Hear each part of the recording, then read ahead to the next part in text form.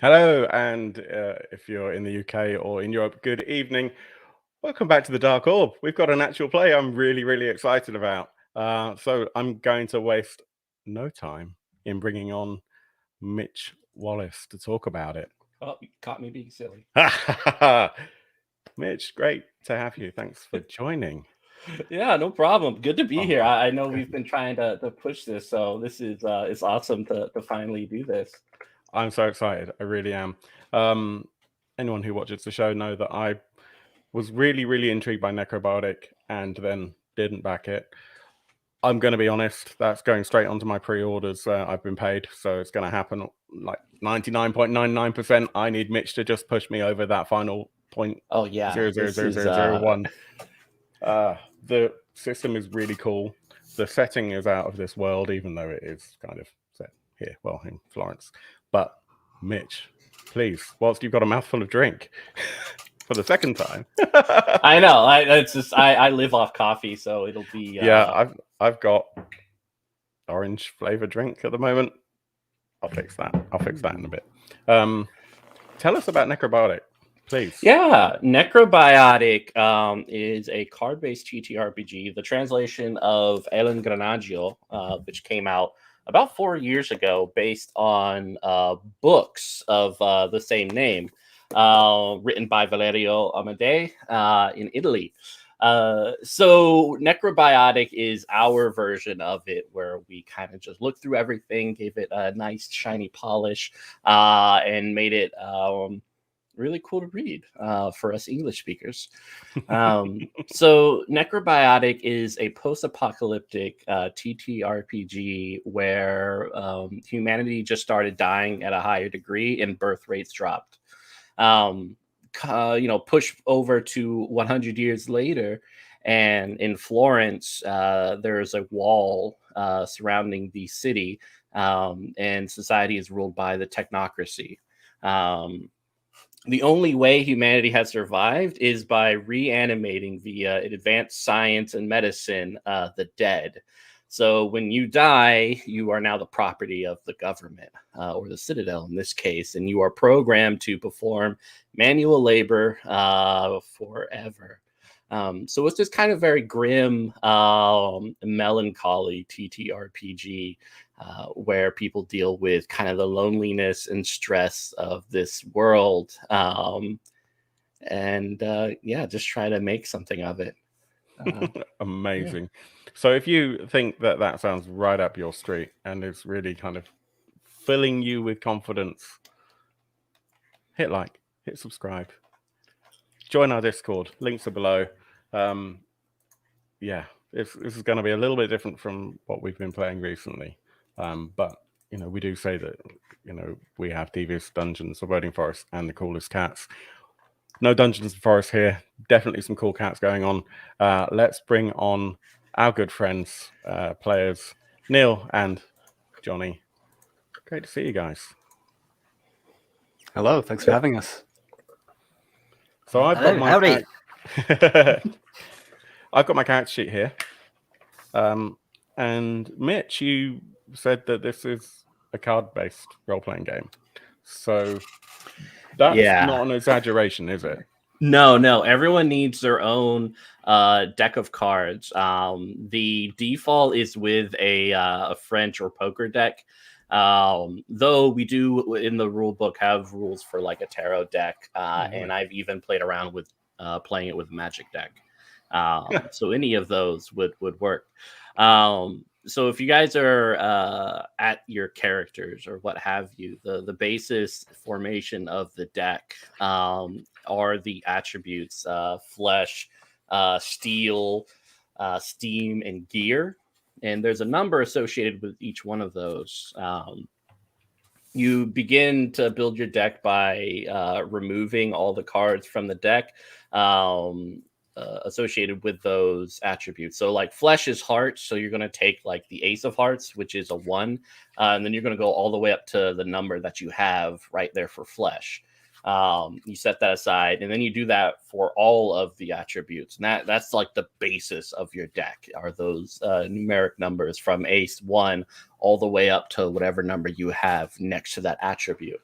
And for people watching, like flesh is usually like your social sphere, steel is physical, steam is mental, and gear is this special thing, almost like a playbook from Powered by the Apocalypse. So it dictates what your training is and what organization you're a part of. Very, very cool. It's so different. And I don't think I'd quite, even though I'd read the Kickstarter and, nearly 9 months ago now, I don't think I quite grasped the level at which the deck is used. I mean, I've played things like, I've run things like Savage Worlds where you have a deck and it's really important for the game. Yeah. But, we're kind of so used to it just being an aspect. Exactly. Yeah. This is just your character, and you can almost we're looking to make like little card character sheets, so you could just have a deck of cards, which is your character, and just bring that around, almost like a custom Magic deck. That's very cool. Yeah. And so once you're done with like the main attributes, you're either choosing for the quick start pre-gens either a jack or a queen, and both of those are special abilities that also reflect a different card, which is also kind of just listed there. So you can choose one of those. If you want both of them, then you have to bring in your king, which is your flaw, and the flaw will mess you up completely if you pull it. So we'd still have to put that king into the deck, right? But we don't roleplay that the whole time. We roleplay it at the point when it comes out. You roleplay the special abilities the whole time, as well as the flaw. But when the flaw comes up during play, it's going to mess you up severely. So if there's one that's like you hate people, you generally are going to play that you hate people. But when you pull that card, it's really going to come up. Maybe you got like a gunshot wound and someone's trying to help you and you like slap the doctor like, no, hey, I'm going to go sweet release time now.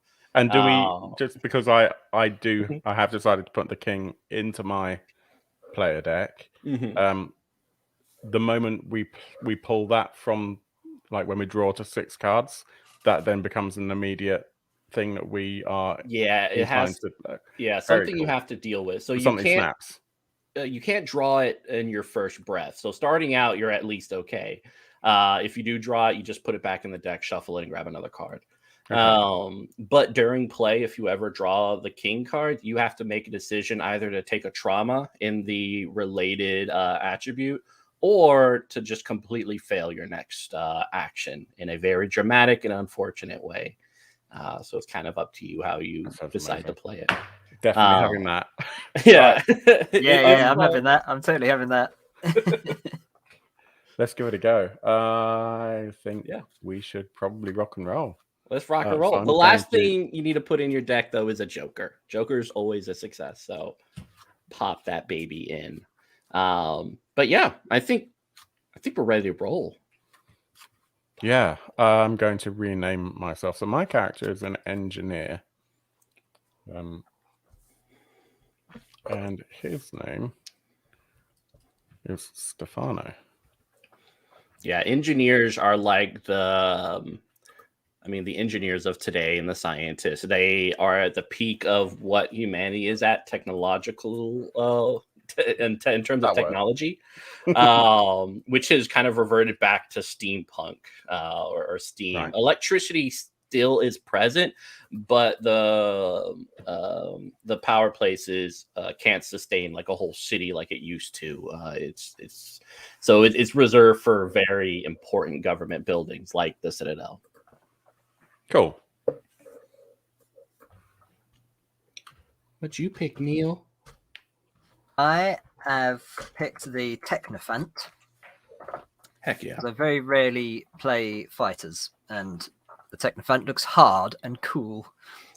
They are. They have a very unfortunate job. They're almost like scouts from Attack on Titan, where their whole job is just to explore this new and dangerous world outside of Florence, and to see if there's anything there, as well as guard Florence from external threats.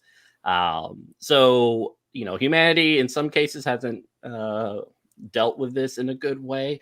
There are individuals who have broken down into almost like these cult-like towns, thinking that the death and everything is God inspired.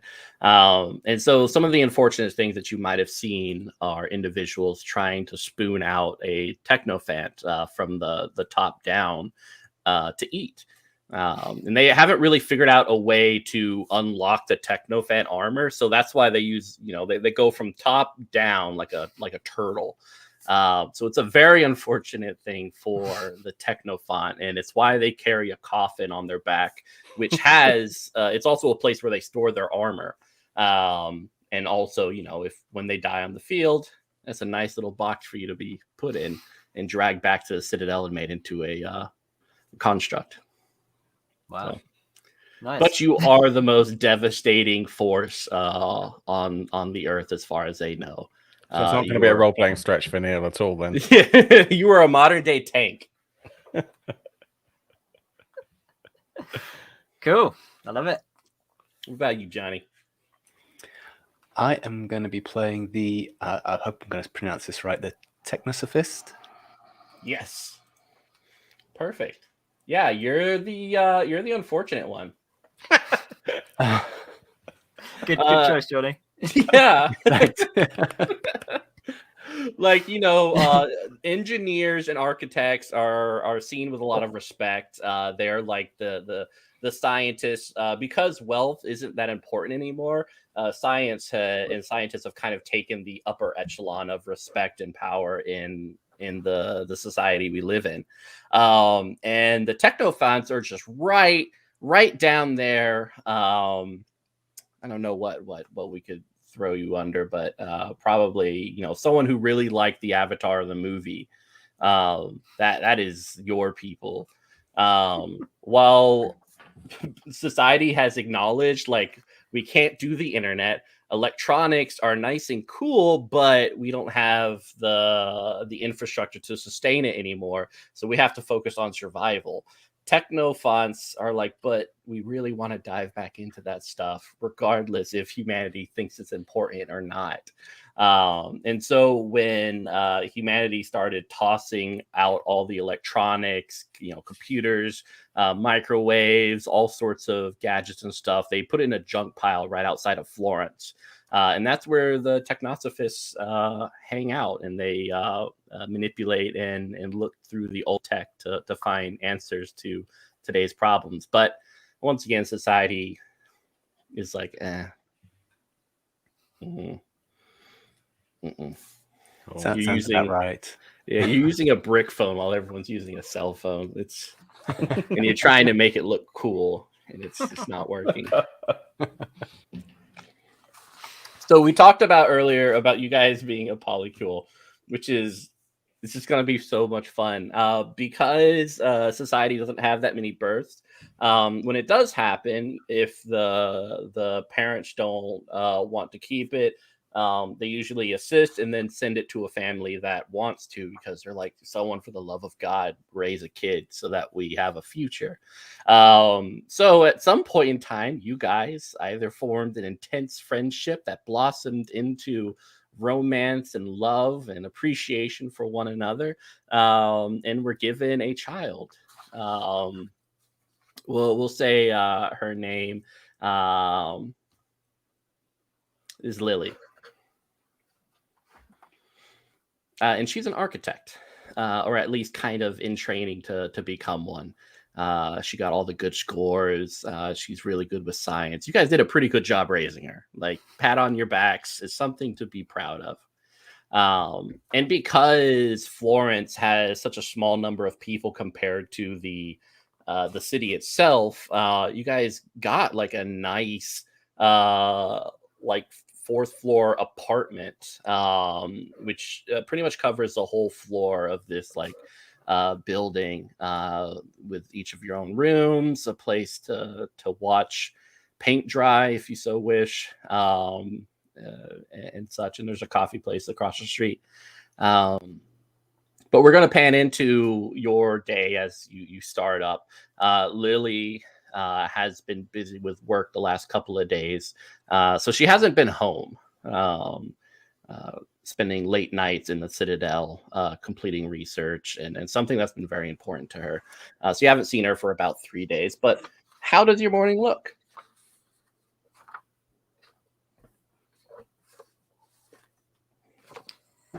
Stefano, You're you muted, Phil. Which one of you guys has broken the coffee machine again? That was me, probably. I was trying to upgrade it, but I don't really know what I'm doing. So Yeah, you upgraded it from working to. I mean, yeah, I did. Yeah. So we've got some of that tea though. There's that nice tea you like. do I I'll look make you a like cup of someone who tea. drinks the tea? Forget it. Carl, do you want a cup of tea? Sure. I'll take a cup of tea. 2 sugars, no milk. Yeah, and it's you guys know because of the architect, you get some special privileges, and one of them is like the first look at some of the constructs that some of the other coffee places have. So you have in your kitchen this corpse with skin that has been ripped off, tanned, and sewn back onto a skeletal figure. This boiler stitched to its back, and they've removed like anything that would place it as a human being prior. But its stomach has been carved out, and there's like a carafe there that kind of heats up the coffee. You can put coffee grinds in its mouth, and it just kind of shreds it up, and then makes a nice powder in its chest. And its hands just kind of move and manipulate the carafe to kind of like pour into like different cups. So if it's on the fritz, it's probably like misprogrammed or something like that. Some of its joints aren't working right, or the boiler isn't giving it enough steam as it's kind of like shaking and pouring like hot liquid coffee all over the kitchen counter. So I'll grab some kind of like a tea towel or something and try and mop it up, and I'm probably just gonna smack this thing in the head. Yeah, you like smack it, and this neck kind of like twists, and it just kind of like continues to move in a very like distorted way. But that's life in Florence. So at this point, I'm kind of thinking, I wonder if I can get the old espresso machine to work. So I'm probably gonna. We probably got like a closet that's just full of old mechanical junk. Yeah, because of the nerd you brought in. Yeah, exactly. And I think that I probably have or had an espresso machine, which Zane insisted was not as good as this thing that he's. This abomination. Exactly. And This is the way things are going. This is the future. And I was just beginning to get won over by it because it's much easier you're than. As bad as Carl. You've got to leave the past behind. This is the way it's going now. A morning with no coffee. Yeah. Yeah, maybe. You can survive a morning without coffee. Sometimes I wonder if you're really an Italian.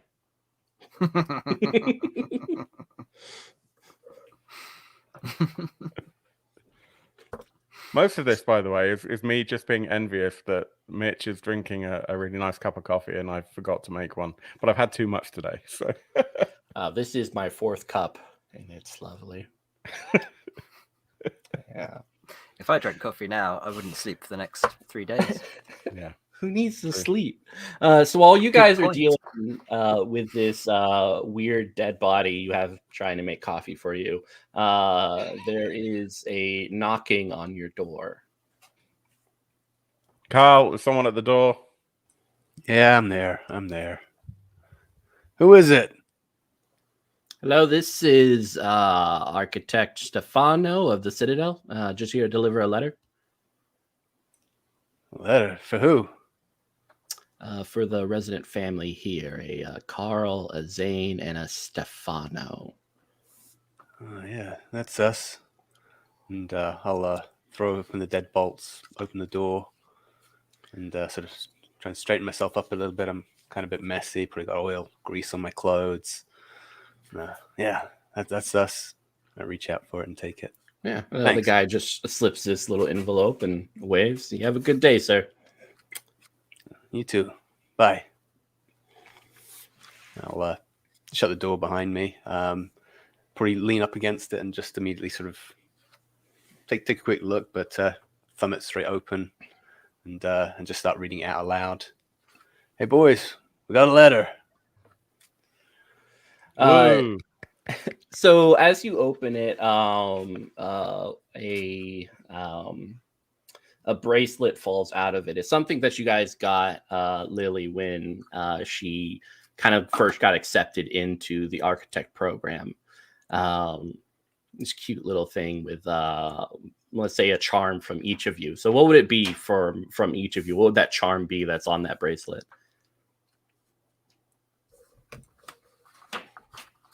Mine would be something old school. It'd be like a little charm of I don't know, like a like some sort of mobile phone or a TV. Yeah, like a like a CRT TV. You know, Yeah. really old school. Nice. Mine, I think, slightly disturbingly, would probably be a weapon. It's just like this little Bit charm like a of sword, Yeah. maybe. Something cute like that, you know. Yeah. A cute weapon. Yeah, exactly. Yeah. Yeah. I think I'm kind of inclined to say that mine is just ridiculously impractical, and rather than being like a dainty little Pandora style charm, it's actually the smallest available Leatherman, and it's just really bulky. And every time she moves her hand, it like smacks her on the bone Yeah. on her wrist. She did not like that.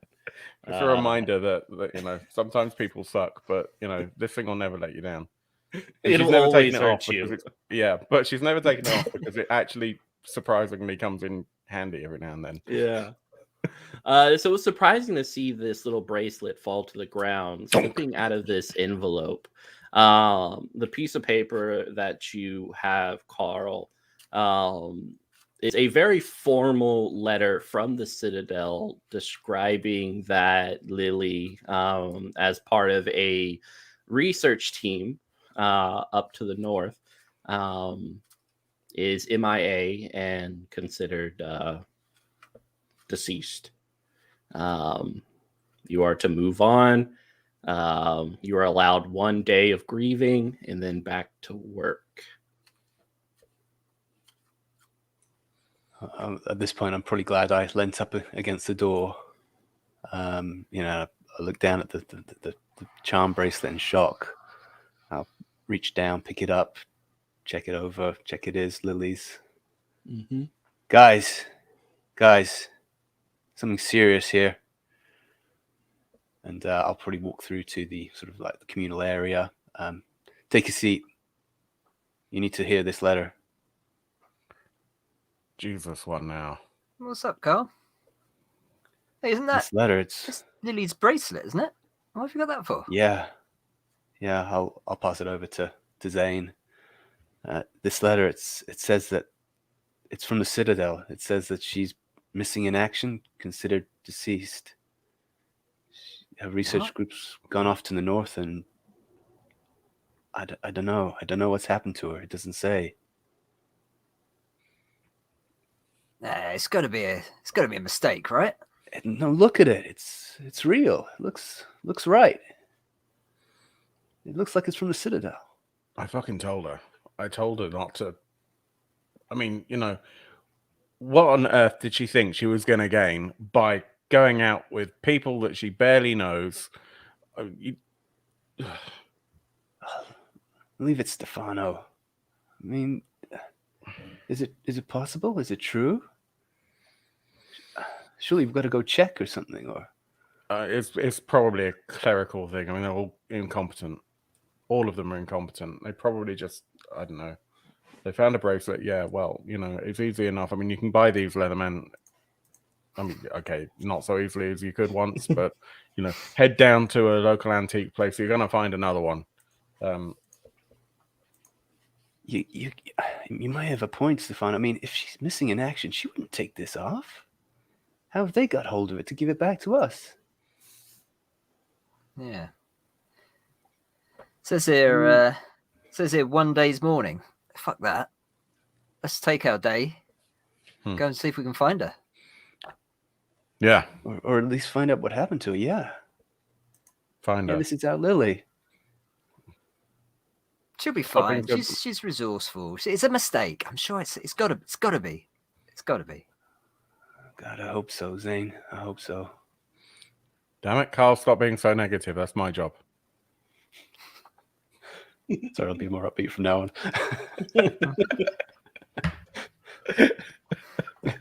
Go skipping off. We'll link arms. Excellent. Where are you All right. guys headed off to? So do we This know letter where says- she'd gone?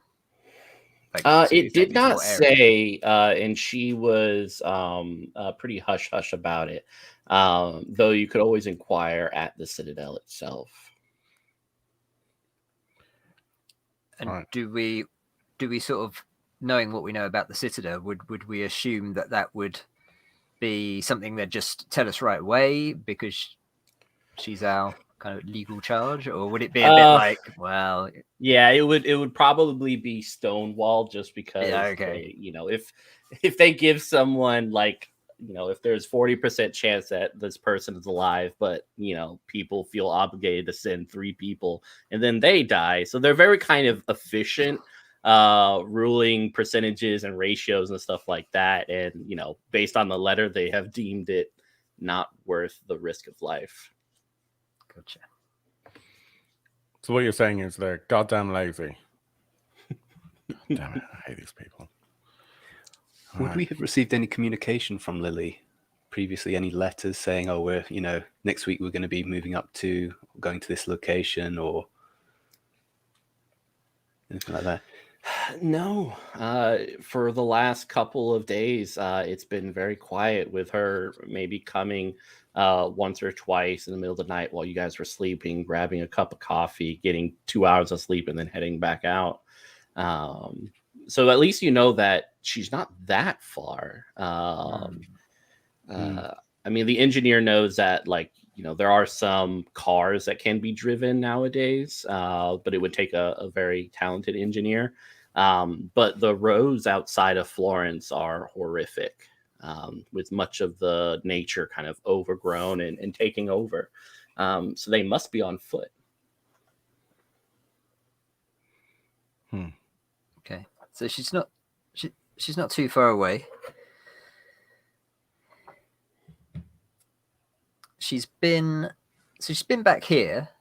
I think I want to, before we go anywhere, I think I'd like to check her room over and just see if there's anything out of place, anything unusual, any I don't know, mementos where she might be, anything like that.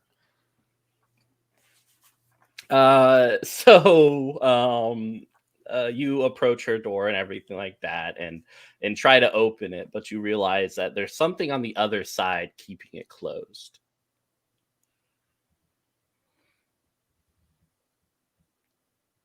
Okay. So it's not just locked. There's No, something like you leaning can turn against it and even okay. move it a little bit, but then like I see. something on the other side kind of keeps it closed. Hey guys, come and have a look at this. It's a door. Yeah. Same door as it was before. Go ahead and open it then, wise guy. What? It's stuck. There's something behind this. You've been tampering with this door again, Zane. That's not me. It's nothing to do with me. You messed up the coffee machine. Now you've messed up this door. It's always down to me to fix it with my old school tech. I told you, it's the way to go. As the coffee Legacy machine is tech. trying to pour like invisible or not their coffee into like these 3 cups, just repeatedly. So I'm quite a burly individual. And I'll kind of reach over and just try and kind of shove my shoulder up against the door and try and open it. All right. So we're going to come upon our first play. So at the beginning of game, you take a breath together, which is, and hold it for the rest of the game. But you draw 6 cards from the top of your deck, and you can look at them. And remember, if you get that king card, just pop it back in and get another new card. This is kind of like if you ever heard of like spoon theory or something like that, where you have a certain aptitude or amount of energy for a certain thing throughout the day. So you look at your cards and you're like, okay, I have a lot of flesh, so I'm feeling pretty social today. Or if you don't, you're like, man, I don't. And if you have like a lot of steel, you chose violence when you woke up. Like today's just going to be one of those days. And so you can kind of figure out like how you can approach things within the next couple of hours. So for this is definitely going to be steel. Most likely athletics, I think, would be the appropriate one.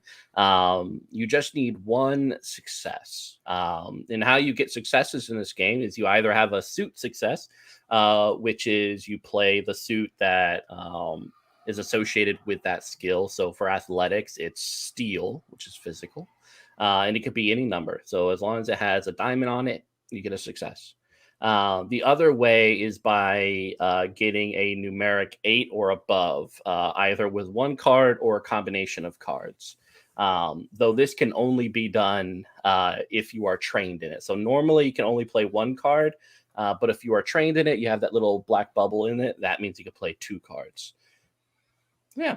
Cool. Now, for the purposes of learning the rules, I think I know the answer to this already. Mm-hmm. So I'm just going to share that I've got 2 diamond cards in my hand.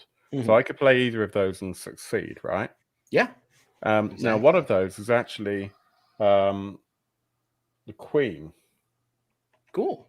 Yeah, so your special abilities are just always activated. But they represent another card that you will see on your quick start. So it's a diamond, and then there's a numeric value associated with that should be on the special ability. Okay. Yeah. So the fact that it's a queen card just gives you an additional opportunity to succeed? The fact that it's a queen or a jack means that you have something special with your character. Right. Once it's in your deck, it just kind of represents another card. But being able to put it in your deck means that you always have this special thing that you can do. Okay, so it gives you an extra chance to succeed at that suit. Okay, cool. So I will just play one of those cards then. All right, cool. The door smashes open. Some of the old wood falls onto the ground, and you see that you have kind of pushed the door through a construct's hand. So on the other side of it, as you look into this room, there is this very weird construct that is missing a head. It instead has a boilerplate where the head should be. And then there are 3 hands that have been sewn on to its torso, each one of them kind of pressing against the door in various places. And one, because of Stefano, has been like just pushed back and is now like broken with the bone kind of sticking out of it. Yeah. Zane, one of yours? It's actually Lily's. Like you could see kind of with this weird paint that she put on the torso that's like, "Don't enter my room." Dad's exclamation marks. So I'll retcon that a bit. Zane, one of you. Oh.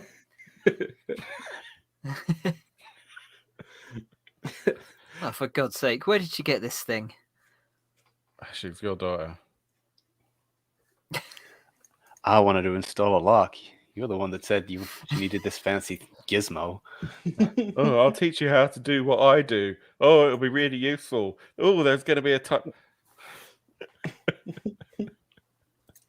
And yeah, the room has this bunk bed, except the bottom bunk is missing, and instead there's a desk. The bunk bed is kind of made out of steel, and she has like a little place. The covers are kind of thrown about. She never cleans up her room much, and so everything is just kind of in disarray with all these little waste baskets with pieces of paper tossed in them, as well as pieces of paper on the ground. Her closet is open, and you notice that she doesn't have several of the jackets that she usually has in there. But yeah, what are you guys looking for? It's a good Why question. are we in here? I'm. I guess Go my on. main things are, I'm wondering if there's anything that she might have brought back with her from wherever Mhm. she is that might give us a clue to where she is. Yeah, or any Excellent. mail, anything like that. Yeah, might anything with a be there. dress or a place, or even just something that's sort of out of place that maybe would only belong in a certain area, or Perfect. So for this is kind of more freeform, but this is going to be a perception. So every success you can give me gives you a clue that you can find in here. Okay. So I'm not trained in perception, so I get to play one card, right? Correct. Yeah. Okay, and it's clubs.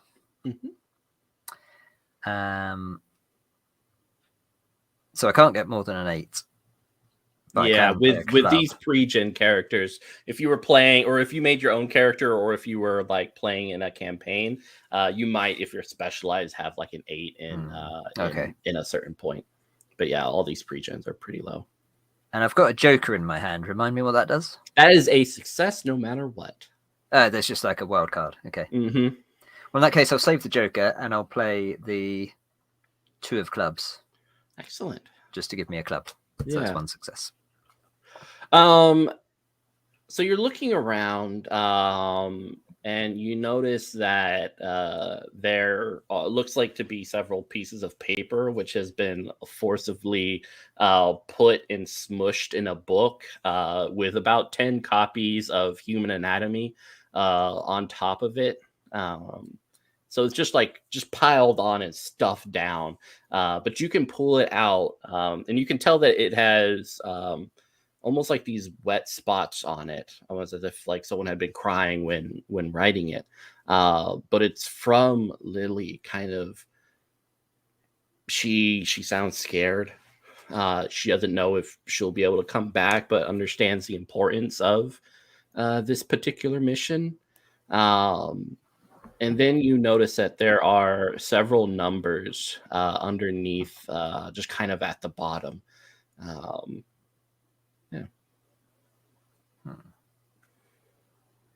I obviously show Stefano and Carl.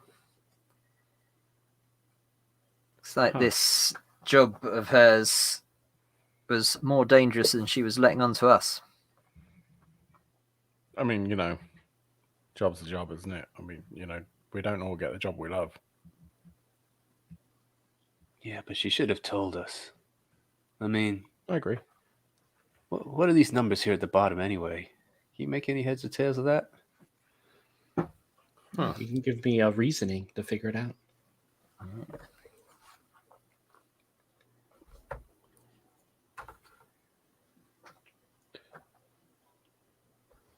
I can do that. All right. Yeah. I can't regionate, but I've got some clubs. So a club. Yeah. So playing that card, and all the cards you play go in a discard pile. Just reaffirm that. So yeah, looking at the numbers, they are kind of like the scribbling of longitude and latitude, but in kind of a Sudoku way. So they're kind of disjointed and stuff like that. But after like looking at it and turning it around and stuff like that, you basically figure out that these point to a location just north of Florence. Huh.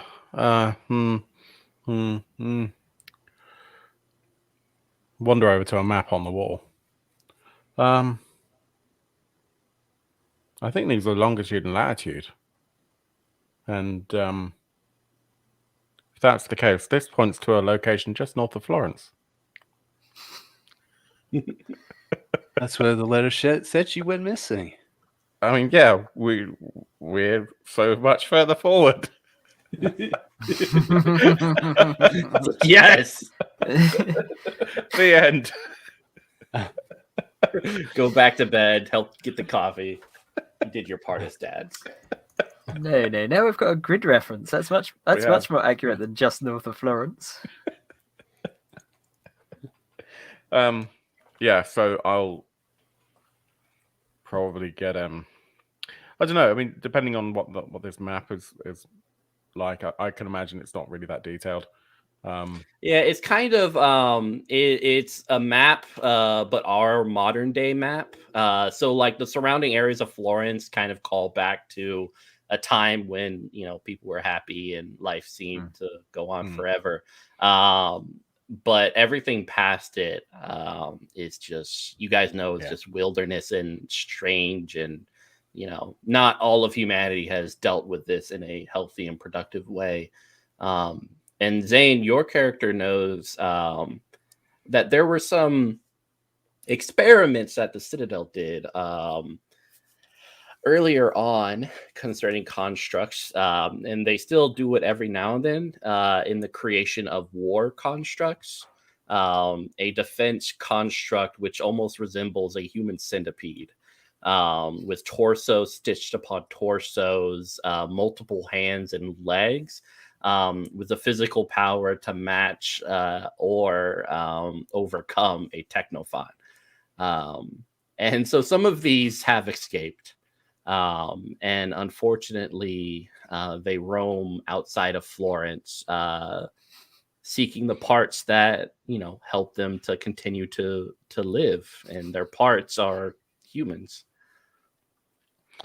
I'm not giggling at the story. I'm giggling at my camera. Just going. It's just like, don't mind the Stefano behind the curtain.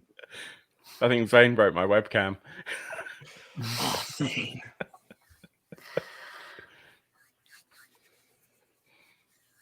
So, you guys know it's dangerous out there, but we got to go. We got to go, right? Yep. It's We gotta Lily. see if we can find her. Yep. We gotta go. Yep. I Would we best have start access putting to my any armor on. vehicles, or don't forget your armor? Yeah. Yeah. Would we have I any never access forget to my vehicles? armor. Hydraulic mallet. You can always rent a carriage, which is it's a wooden carriage pulled by a construct horse. So much of it has been ripped out, and like its legs have been replaced with wheels, or sometimes it's just like the legs, which look more tanned and mechanical with red lenses for eyes, as they are programmed to move about Florence. But none of the vehicles go outside of Florence. So For in the my most inventory, I've got an armored chariot. Mm-hmm. Yeah, that- that's not like something in my pocket. No, that is your car. It's a steam powered tank car. Cool. Well, that seems like as good a mechanism of transport as any, Mhm. provided that Zane doesn't touch it. It needs dead bodies to make it better. Runs on dead bodies and steam. Mm-hmm. Cool. So I'm strapping on my armor. I get my crossbow. Excellent. Are you bringing the coffin? Oh yeah, better. You never know. Mm-hmm. And if something happens to Carl or Stefano, you can just kind of like squish them and Yeah, we can put them share. in It's the- fine. Yeah. Double bubble. Yeah. So also armor. I'll grab my hydraulic mallet because you never know. Might need to mallet something. Excellent. Yeah, and I'll grab I've got a sort of half assembled drone spider, which might be useful for scouting an area to help us find Lily. It's not quite finished yet, but you scout half an area then. Fix it on the way. And I pick up my radio scanner and air taser on the way out as well. Excellent. All right, going down to the street. What does your vehicle tank look like? I think it has been designed. I've built it really to be as kind of badass, but Zane and Carl have over the last few years influenced it quite a lot. Like because everyone's got their own seat, and so I can imagine that each like quarter of the vehicle is probably slightly different. So my quarter on the front of the car is like really kind of sleek. It's like black iron panels with rivets and kind of reminiscent of old steam locomotives, but like the really fast ones, with the kind of the angle down at the front. But I don't want to speak on behalf of Carl and Zane as to what influence they've had over the vehicle. Yeah, it was originally kind of black and you know, kind of looked really cool. Yeah, it's like, you know, once you got Lily, you had to like put a rear-facing child seat in it, and then like everyone else started making their own seats and stuff. It just went downhill. Yeah, right, Zane, Carl, I think my main contribution was probably to get you to considerably bump up the strength of the armor, because I'm only really safe. I only really feel safe in heavy duty armor. So there's extra reinforcement on the outside, and is of course everywhere or just in your bit. No, everywhere. It's like everywhere. No, actually, my bit and Lily's bit.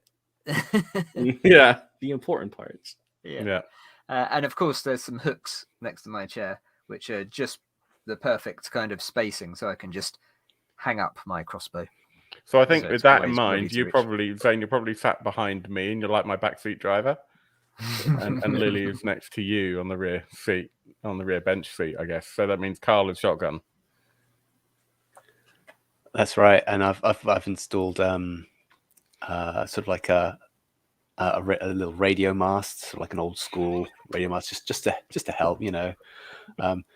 Nobody's been broadcasting music for years, but hey, why not? Why not? Yeah. Maybe one day.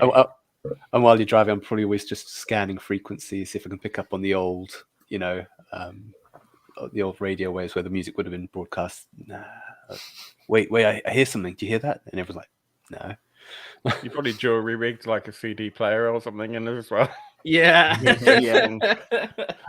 I was going to say in the back, so Lily would be behind me, I think we're saying. Yeah. So in the back of my seat, I'd have like a little, it'd be like really old school, like a Game Boy, the equivalent of an old school Game Boy sort of thing, so she could play full color Steam Deck. Yeah, I mean, old school would probably be like a Nintendo Switch or you know, Xbox 4 or whatever it's at now.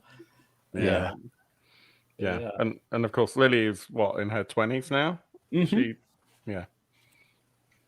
Yeah, and you guys could actually be because medicine has advanced in such a way. Lifespans, you can really get up to like 150, 200 easily, but still look like you're in your 30s. I'm 163, you know. Yeah. They just keep replacing parts and making things better. But yeah, Carl, as you're looking through, you every now and then will get the Technosophist Society talk show, which are just two like guys who talk about the old stuff they find throughout the junkyard. And today it is the E.T. video game. They found one copy of it, and they are working on trying to play it, saying that this was humanity's greatest achievement in terms of video games. So it should be interesting. And I think one thing that I've allowed Zane to do that we haven't shared with Carl is Zane has has a small switch just under his seat, which is hooked up to the power, so that he can just like accidentally like make the radio go on the blink. Yeah, just like kill switch it. Yeah, pretty much. It's just hooked straight into the harness, and we're just like, damn, we need to fix that at some point. Yeah, one day. All right, going through the streets of Florence. For the most part, it's empty, because, you know, like I said, the size of the city compared to the population, you might see one or two people walking down the street.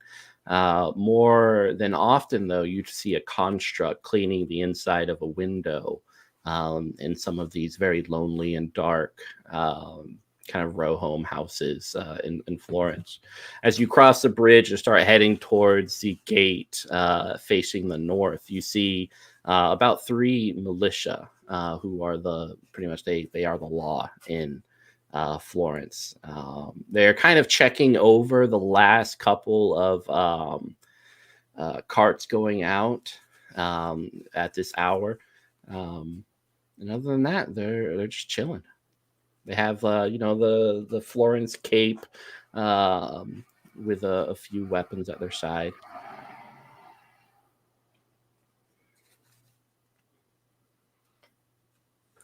Is it the kind of situation where, like, what am I trying to say? How trustworthy are the militia generally? Are they like all corrupt and you're going to be a bit careful, or are they generally okay? They're generally okay. They're usually worn out because not only do they have to investigate murder, and murder has become a huge taboo. Even the most hardened criminal will prevent murder just because every murder is, one more notch in the belt of humanity to going out forever. And they're also charged with taking dead bodies away from crying and grieving families and delivering it to the Citadel. So between like those two aspects, they're not like, they're respected, but they are always tired. Sorry, I interrupted you, Johnny.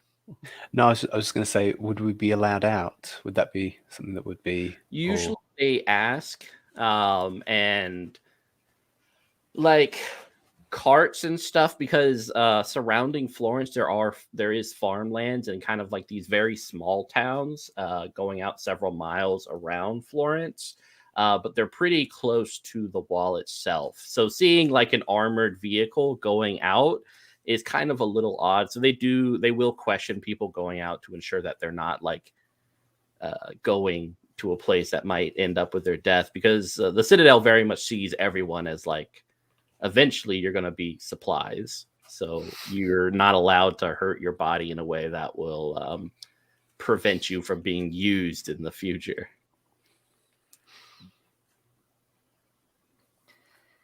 Whereabouts is Carl's big pile of tech? Junk. Tech. Is that outside the city?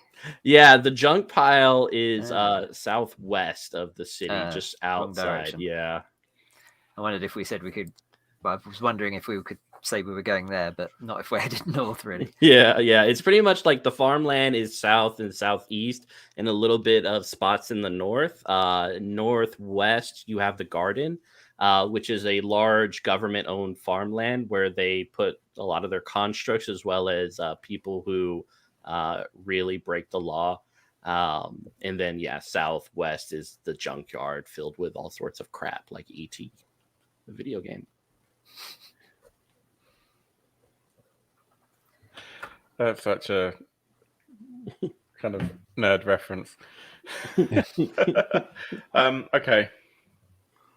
Well, what are we doing? Well, I think these guys are going to stop us and ask us where we're going. So why don't we just say maybe I made something and we're just delivering it to the person that ordered it outside the city?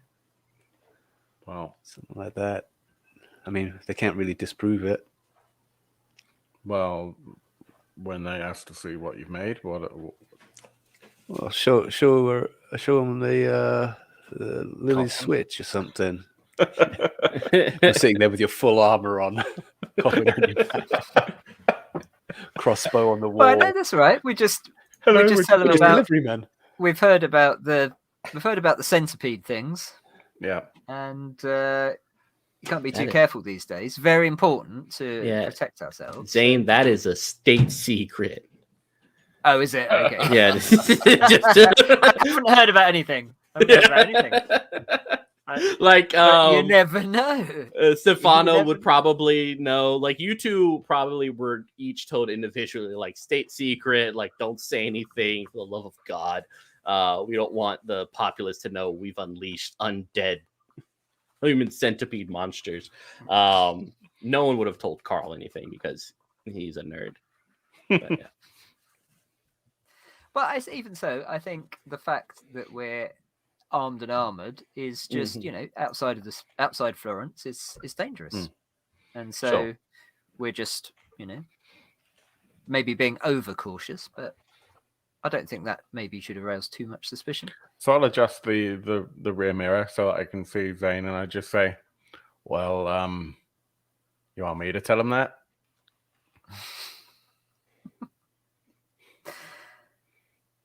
Probably better coming from you than me. Okay, fine. And I will just point out that one of the things about Zane is that he's covered in loads of scars, and can generally be an off-putting sight to other people. Just proving that he loses in a fight all the time. No, but he's still here, proving that he wins. Yeah. You should see the other guys Exactly. pointing at the constructs around. Yeah. One of them. Okay, so we'll drive kind of, I guess, kind of as near to the kind of perimeter as we can, whilst also kind of nodding over at the. Yeah. So they step in front of you, of course. They gotta check and ask some questions. A militia pops over, takes off her hat, and you notice that she has kind of this short blonde hair, with these kind of like dazzling blue eyes.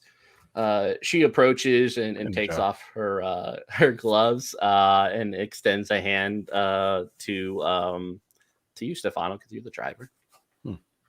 I'll very deliberately, I'll have my hands on show, but I'll actually go to open the door, and kind of exit the vehicle, making very clear that I won't have any weapons on me. Yeah. So I'll maybe take my weapon, a hydraulic mallet, which probably has like a sling hook in the door, and I'll very deliberately remove that and pass it to Carl. And then with my hands kind of on show, I'll open the door and I'll kind of come out. And I'm presuming from your description that she's fairly petite. Yeah. And I'm like well over 2 meters tall. So I'm like 6'6" or something ridiculous. Yeah, she's a shorty. She's like 4'11". Hi there, miss.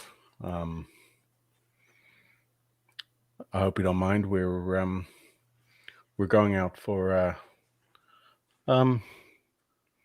family day.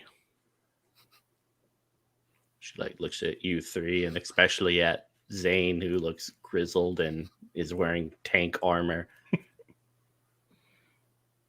Okay, yeah, sure. Family day. What activities do you guys have planned?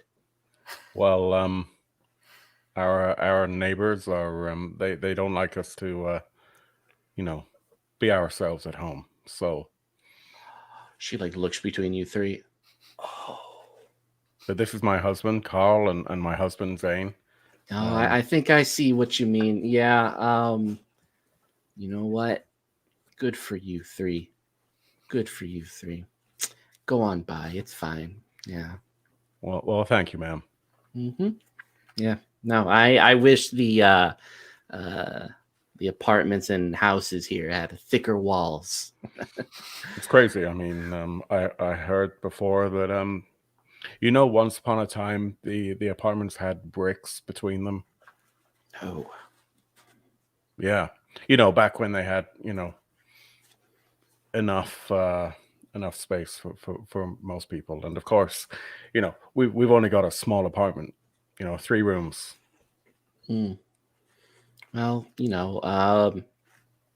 I would say my advice for the dear Technophon over there is be gentle. I wish he would. Well, all right, you just kind of like pats your car. She's a beauty. Gives Zane a wink. I just scowl slightly. I did ask if that's what you wanted me to do. You know me by now. Well, it worked, so it's all good. And we'll get back in, and I'll just sort of brandish the mallet at her a Yeah. little bit with a kind of a wink and a smile. Yeah, she's gone back to her other militia, and like the others are pointing at Zane and like smiling. And as you guys pull out, there's like a slow clap. I'm sorry, what now? there's a slow clap as you pull out of Florence and move to outside of Florence. Sorry, everyone. Sorry, not sorry. But yeah, like the immediate landscape has been well taken care of. But you can see like several miles up to the north, the place where society ends and the wild and dangerous parts of the world is slowly trying to get closer and closer to Florence. These like tall trees and such, and the road itself is pretty well paved up until that point. And it's like grass has started to like crack the roads, and a lot of it is disheveled, and like travel from here with the vehicle is going to be like very uncomfortable, and definitely going to put a lot of pressure on your hydraulics or however.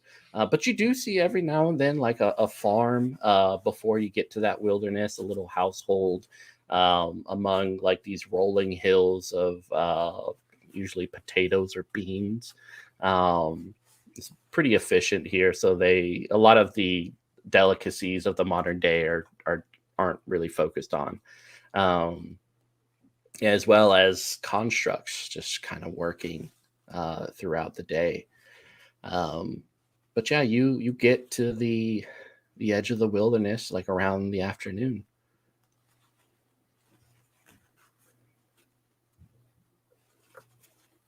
And is this where the grid reference was?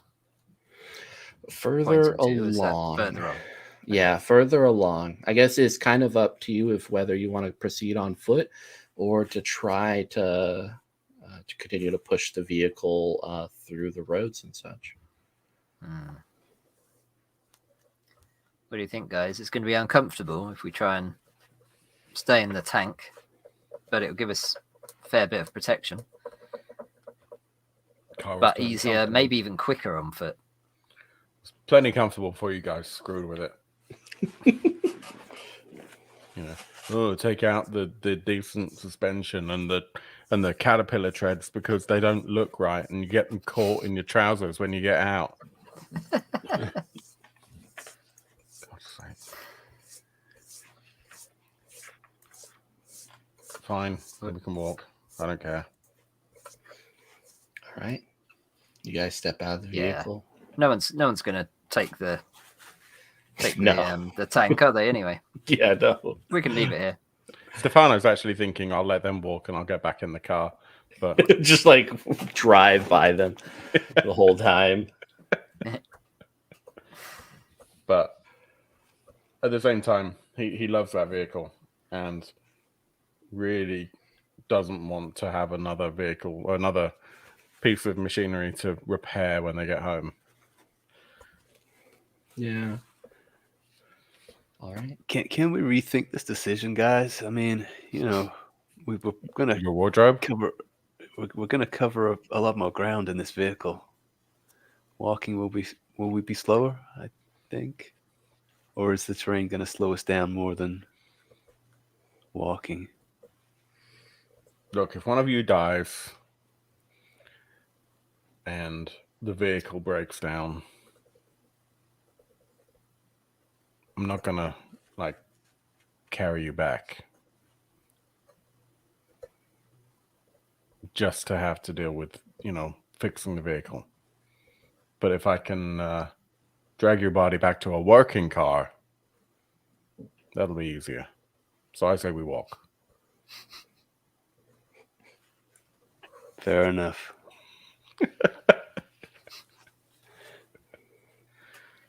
All right, just keep your wits about you two. And if anything, so I was just going to say, are we at the coordinates now? No, you are about to step into the wilderness. So the coordinates are further into this place. So I'll get my wilderness pants on. Yeah. A leopard print. And it's like, this broken up roadway with kind of discarded cars with broken windows. You see skeletons within the vehicles themselves as you're walking along. About an hour into it, you see a little ice cream shop with two hanged skeletal bodies still just kind of right above the chairs. It's pretty gruesome out here. You hear the chirping of birds, but it seems like the closer you get to these coordinates, the more quiet it gets.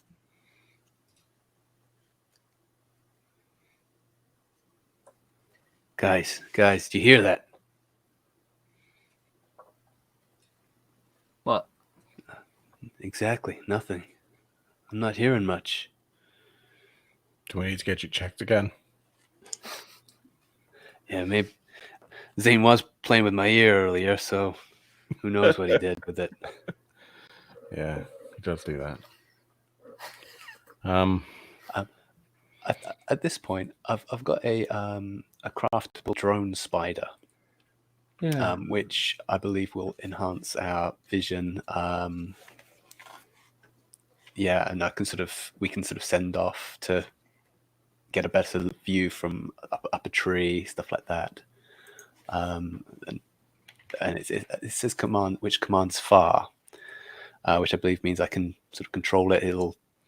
Yeah, you can. So you probably have like a Game Boy or Nintendo Switch that's like the remote control for it, with like a weird screen attached to it and different like buttons that are from like a PlayStation or some other joystick, put together so it can communicate with this highly functioning drone with legs and stuff. I like it. Do I need to finish constructing it? Do I need to? No. do You it just just we kind of left it alone so that people could customize whatever drone they want. But yeah, if it would be done. Lovely. I'll probably just switch it on, give it a little push in the right direction, and then engross myself in the screen. Yeah. With its 6 little legs, it like moves forward with this little antenna and this camera moving back and forth as it scuttles along the road. Why don't you give me a perception? Just one will do. I don't think I want to. It's fine. It's a club. You know what? I've got a. It's marked in, so I can use 2 cards, can't I? Because I don't have a club. Yeah. To use. So I just need to get a 6. Is that right? 8 or above. 8. Oh, an 8. I see. Yeah. Okay. Any cards up to a value of 8? Do I have to play 2, or can I just play 1? If you in order to get a success, are you trained in it? Oh, sorry. Perception.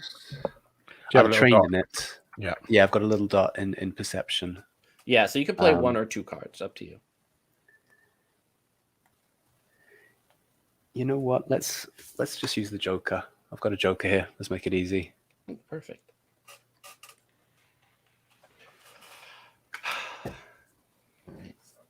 It moves forward kind of through vehicles and under them. And you notice as it's moving under a Fiat, the tires are flattened. So it's just kind of like this very narrow spot under this Fiat.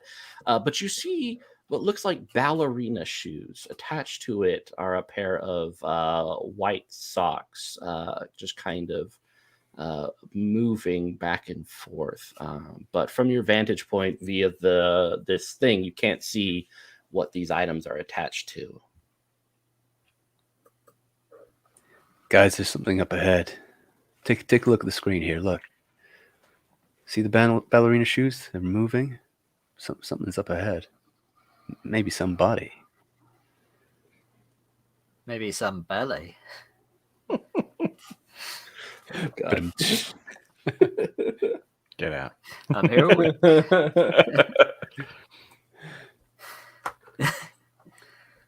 I think we should proceed with caution, and maybe Zane, you're probably most well equipped if there is trouble. Yeah, I dance think better I than should- anyone. I should go point. I should go point Sounds good. and try to think. You're gonna go on point, I think did of you a say? ballet term, demi plie. We're just going to go on point, so you're going to wander over on your tiptoes. Yeah, exactly. Yeah. Yeah, it's pretty much every footstep for Zane, like the gravel underneath you just like crushes as you move forward. He's never going to be. It may not be discreet and subtle, but that's right. I got my armor on. It's all good. So yeah, maybe if Stefano and Carl, if you just keep back a little bit, just in case, don't be too far away, but if there's anything there that needs squashing, Keep back, stay close. Jeez, make your mind up. So yeah, I guess I'm going to go and cautiously see if I can see what's going on with these ballet shoes. So as you're approaching, Carl, you notice that the little shoes kind of move away from the Fiat, out of your line of sight from the perspective of your drone. So you can move it forward to kind of see more. And for you, Zane, you're kind of going by the sidewalk. You finally see the Fiat up ahead, but there's no one right next to it at the moment.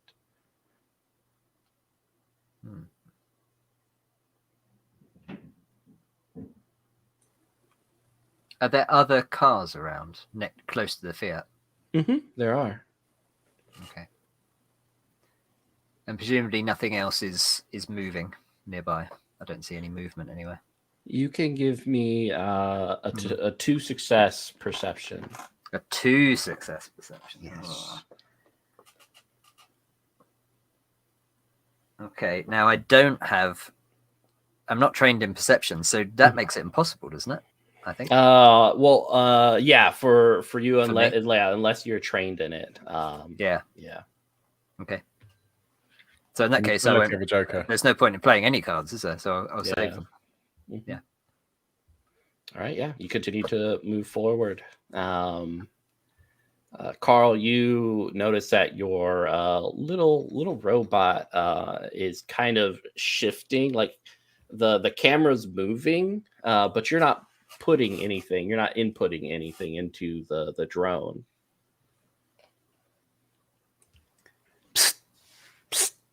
Zane, something's happening with the drone. It's under the Fiat. Can you hear me? Be careful. Okay. And I'm gonna back away a little bit, so I'm not right next to the car. Yeah. And then, so if anything's under there, it can't reach me. And then I'm just gonna very carefully try and look underneath. You like start to exactly, look down there. You see what looks like a very young woman, probably the age lower 20s, in a ballerina outfit covered in dirt, grime, and a little bit of blood. She doesn't have a left arm. In its place is just kind of this spiky whip, kind of with, it's almost like she put barbed wire and stuffed it into her stump. And she is, you can't really see her face because it's kind of matted and covered with all this hair pushed over. But she just kind of has her other hand and she's like moving this little drone. You can almost hear a little giggle coming from her. Okay. Realizing suddenly that I am the worst person to be attempting to kind of calmly talk her out, but I'm the one who's here. I'm just very quietly and as kind of gently and as softly as I can, I say, hey there, you okay under there? It shifts. and you see it starting to crawl forward. Glass underneath the fiat, you can see is cutting her knees, though she doesn't really respond as she slowly kind of crawls her way out of this fiat, and then stands before you. You can almost see like these very dull green eyes underneath her matted hair. But when she smiles, you notice that each one of her teeth have been sharpened in a very rough manner. Some of them are broken and shattered, but a lot of them are sharpened. I think at this point, I'm pointing my loading my crossbow and pointing it in her direction. I still like, I don't want to initiate anything because I don't know who this is, but at the same time, she's suddenly looking less like maybe a scared, injured girl and more It's like just a ballerina. Yeah, ballerina with a whip of barbed wire. And like every normal ballerina. Standard ballerina. Yeah, standard ballerina. But she starts limping forward with her fleshy hand reaching out as if wanting a hug. Some human contact. She's not gonna hug from me. You're like stepping back. Yeah, I sure am. Carl yeah, what are you guys doing? Yeah, I was going to say Carl and Stefano have probably seen her get out. I don't think we'd have broken eye. How much can we see? Visual of Zane. We wouldn't have let Zane out of our sight, would we? We'd have hung back a bit. Well, I don't know how tall this girl is. I mean, she might actually be obscured by the vehicle. You could just see like the top half of Zane just kind of doing this weird kind of. Yeah, and you could also move your drone to kind of look and see Carl. Okay, she doesn't have it still. She's no, left it yeah, she left it down there. Okay, I'll perhaps with it, her crawling over it in the confines underneath the Fiat. I thought there's something there. This, it's headed that way across the screen. I'll pan the camera that way as well, and so I've probably got the view, the back. I've probably got the view of the back of her legs. And the front of Zane's in the distance. Yeah, you can kind of see like these little. It looks like she is keeping a tally right behind her ankle, going up her calf, and so far the tally is 11. It looks like very deep cut scars.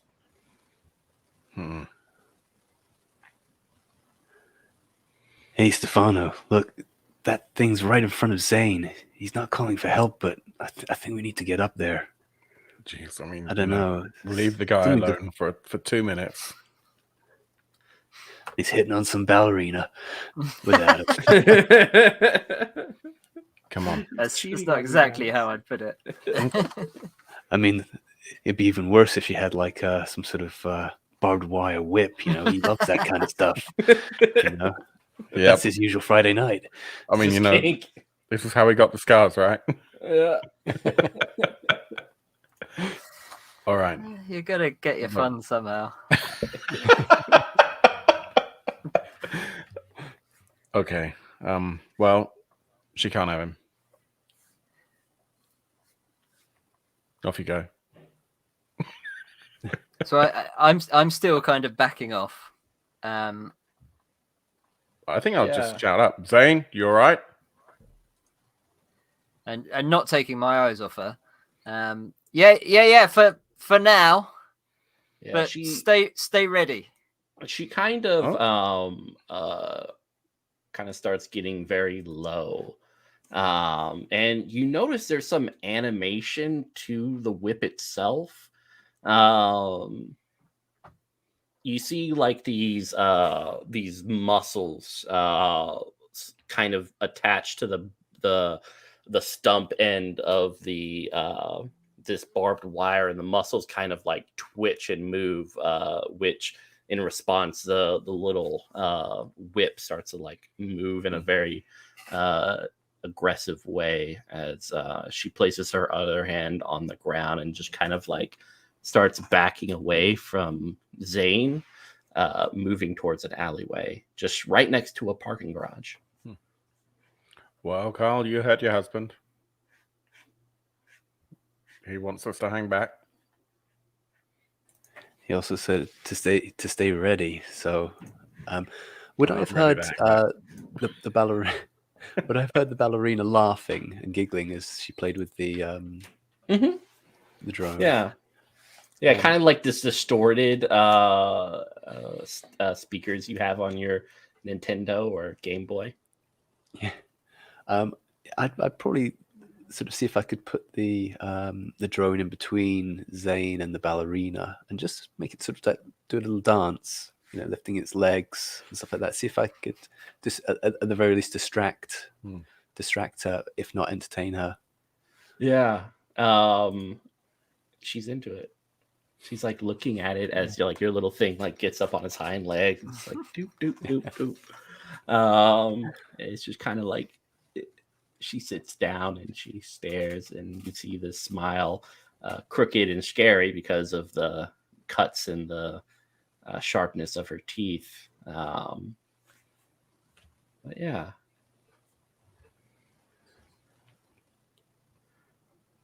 I'd also probably start walking a little bit closer as well, and sort of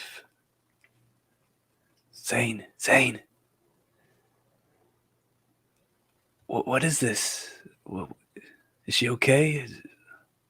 Why do we need to be ready? It's a girl, right? Have you seen the have you seen the barbed wire whip thing she's got? And her teeth are filed down to a sharp point. Have you seen our coffee machine? Yeah.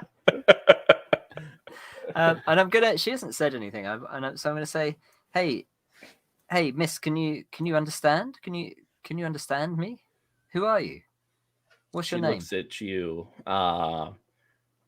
nods and opens her mouth, and you see that her tongue has been removed.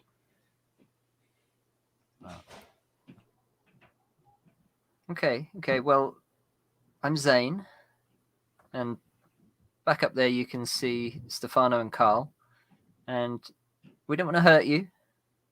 We're not here to hurt you. We're in fact we're looking for someone. That's all, and we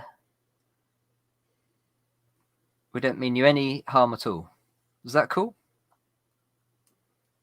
She stares and kind of sits down, but she her muscles are still tensed. Okay. So I kind of beckon to the other two to come forwards. Well, now we're allowed to walk over there.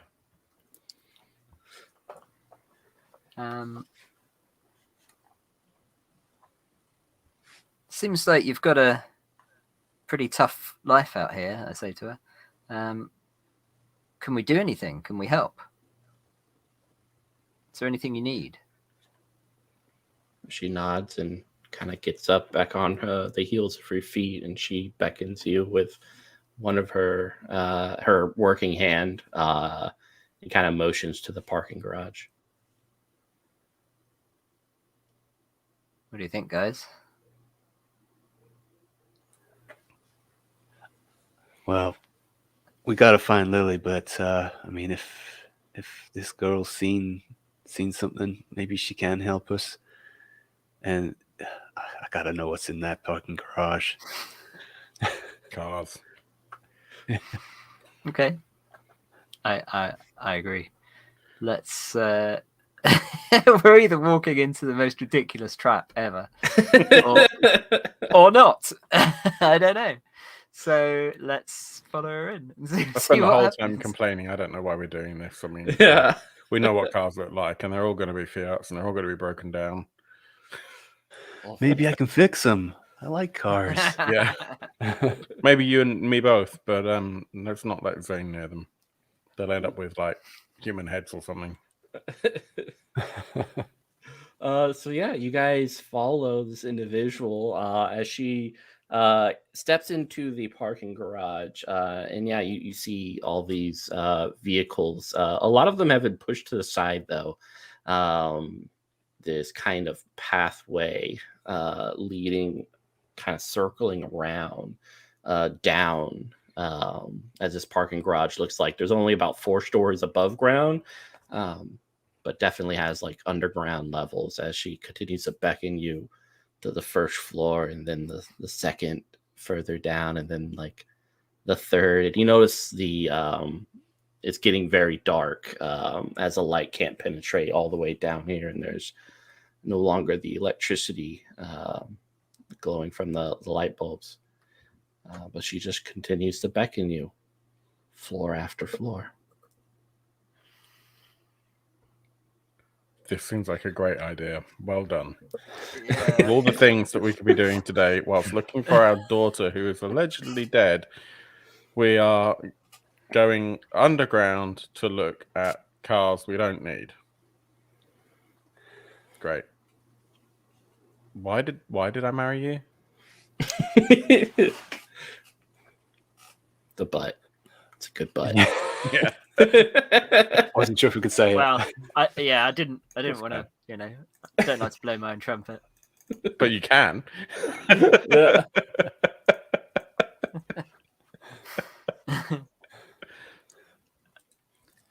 I guess. Would my drone Well, have we've like come this far. We've got Drone's a good idea. We've got to see what's going Yeah. on. Yeah. Now's a good time for Does you to my- play with your goddamn Nintendo Switch thing again, Carl. Yeah. Animal Crossing. Good idea.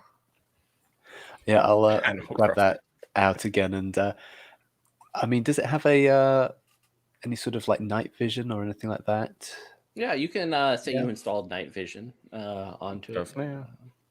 Yeah, so it Okay, just kind of gets all green through the Nintendo, and yeah, it's getting really, really dark. And when you guys reach the 4th floor in this basement area, it looks like this place was still under construction. You see some of the brickwork and all these like caution signs, but there is a light coming from the stairwell, kind of flickering fire.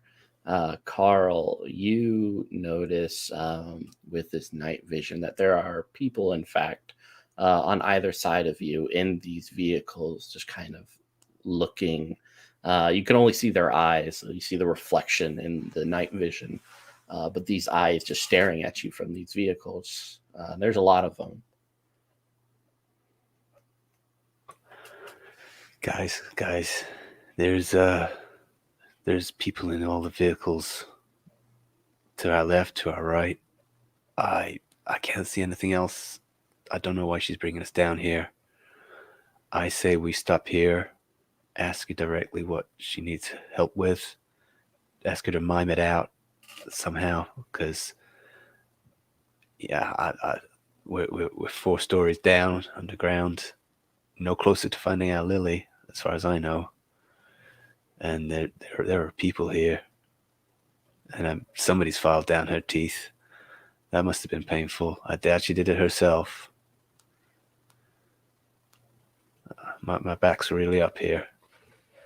Wait, so you're telling me that you brought me to the 4th underground floor of a parking lot to play charades? Yeah. It's a normal Monday. Again? Yeah. Why does this always happen? Well, she can't talk, but if there's people in the cars, Yeah. they might be able to. They are looking at us. They're looking in our direction. Are there more people in the cars than the tally on the back of her leg? Yes. Okay. Much more. Well, this could be like I don't know, some kind of community. Maybe they know something we don't. They know we're here. We're kind of fucked if they want to do something about that. Well, I think we could turn and run for the door right now, but I just don't want to go in any further and not have let you guys know that there's dozens of people in here, and a girl in a ballerina costume with her tongue removed, a barbed wire arm, and a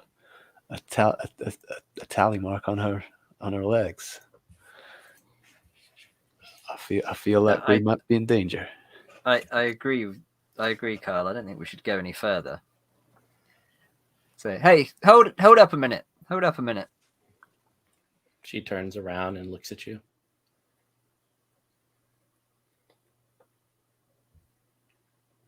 You guys in the cars, come out, would you? We know you're there. We don't mean any harm. We just want to talk. Yeah, it kind of shifts in, and you hear scraping as about 20 individuals crawl out. It looks like they don't have a lower torso. It looks like they've been cut off and then sewn shut. So they're crawling on their bellies towards you. And just kind of lifting themselves and looking, each one of them with like these sharpened teeth, some of them missing eyes and ears, other limbs and such. Can any of you talk? Any of you? One kind of moves forward and nods. We can talk. Look, I'm not gonna sugarcoat it. We're kind of concerned here. Do we need to be? No, you don't. Huh. Well, in that case, hi. In the monologue wise, I kind of hate people. These aren't people right now. I'll just say, what's up? You got any coffee? Yes. See, Zane, even they can manage coffee.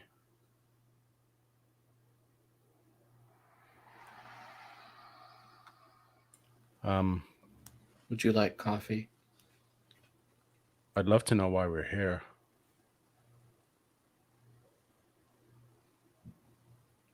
The king wants to speak to you. She has led you here. You are distracted by technology and metal. The world is now flesh and wood. We're distracted by the mislocation of familiar property. Would you like cream in your coffee? Which animal?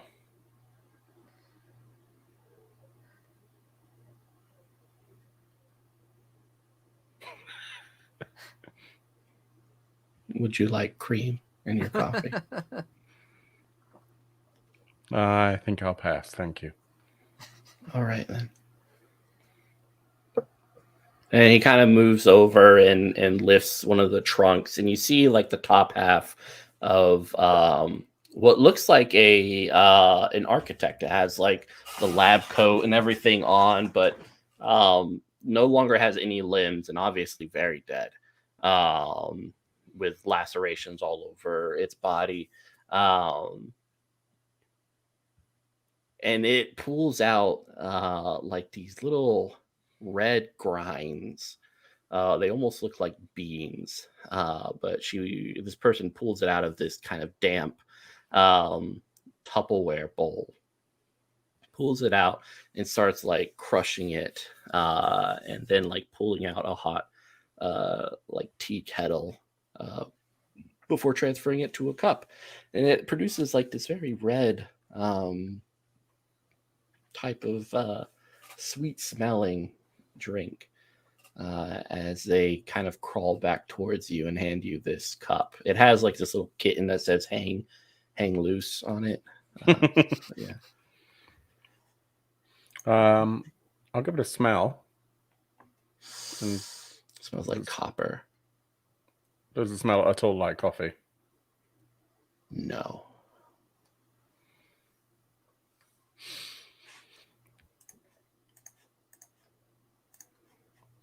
I say, thank you. I'll let it cool down for a bit.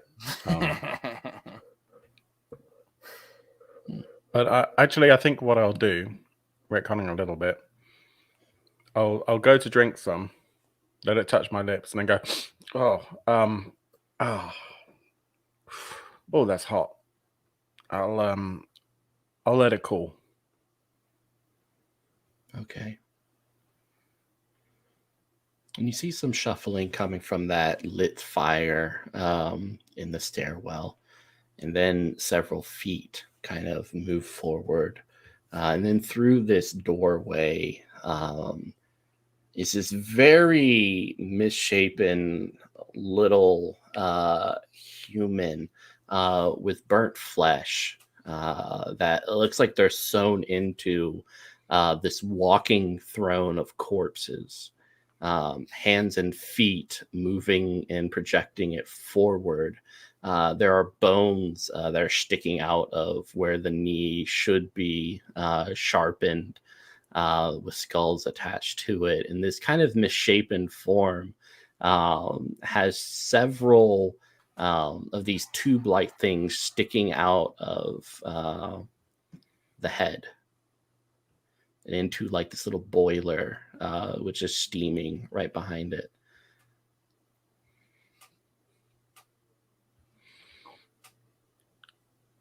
Well, Zane, this is right up your alley. Kind of embrace it like a brother. Reminds me of that time when you tried to tell me that we needed a new oven. And how amazing it was going to be. Carl was going to make us a new oven. Yeah. Yeah. We actually just got done doing the art for the walking oven, which is like this stovetop oven with human legs. About six of them, and then all these little hands that like cook. So it will follow you and cook. I need. That sounds amazing. I mean, it's an interesting contraption, but at this point, I'm out.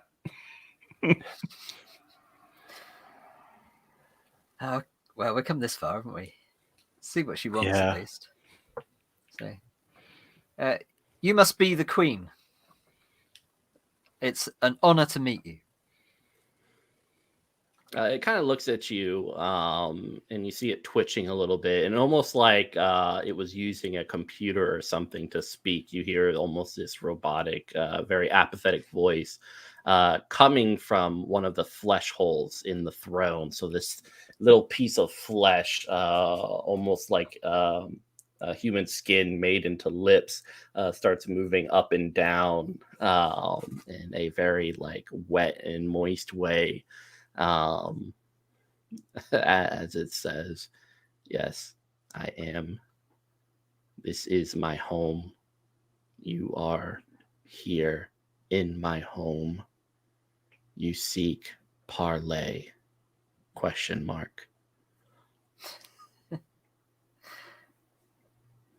We do. We ask for just a moment of your time.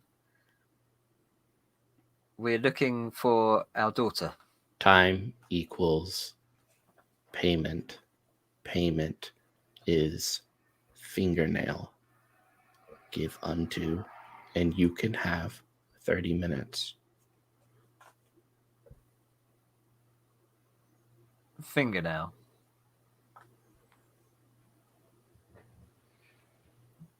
Just the one? Just one. 30 minutes.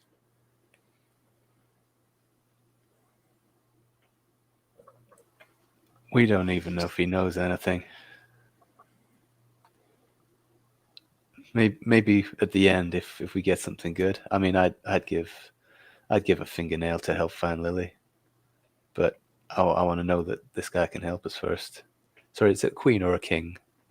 It's very hard to tell. This has stopped being a human some time ago. They. Yeah, very much an abomination.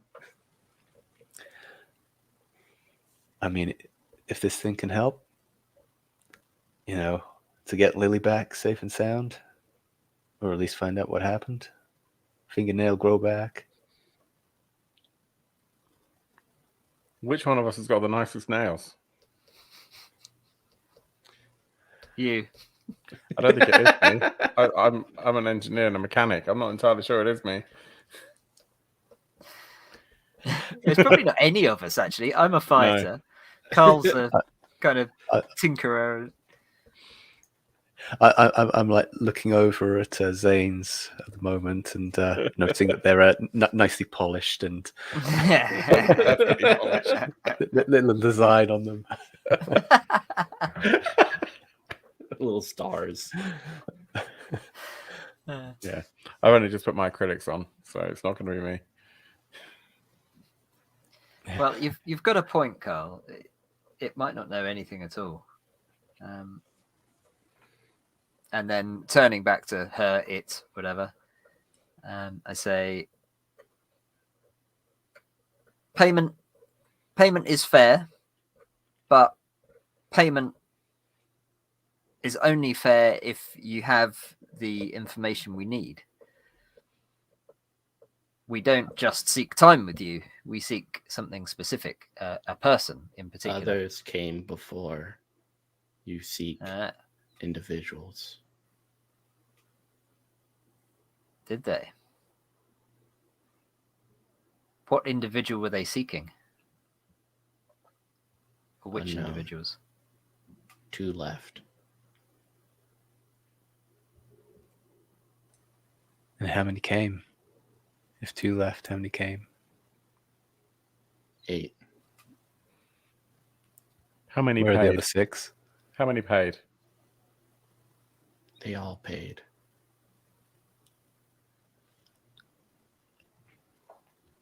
One fingernail, 30 minutes. When those are gone, more payment, more flesh, more time.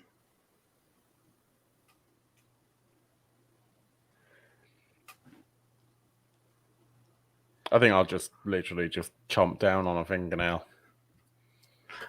Just like, Yeah. All right. And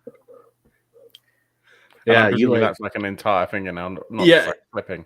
Yeah. It hurts like hell. I would say you want the whole thing. You want the whole fingernail. Yes. If we don't find her, we know where you are. Yeah, like blood starts to drip from your finger and such. And some of them kind of crawl forward, dragging their non-existent legs behind them as they reach out hands to take this fingernail. Well done, Stefano. You always have to clear up your shit. They move back over towards this abomination, hand it over, and it is kind of placed in its mouth and looks like it's swallowed. You hear a sharp scream, and 2 lips at kind of the end of the throne open up, and kind of this red mush flows out of it onto the ground, which the others move forward and start lapping up. Nice.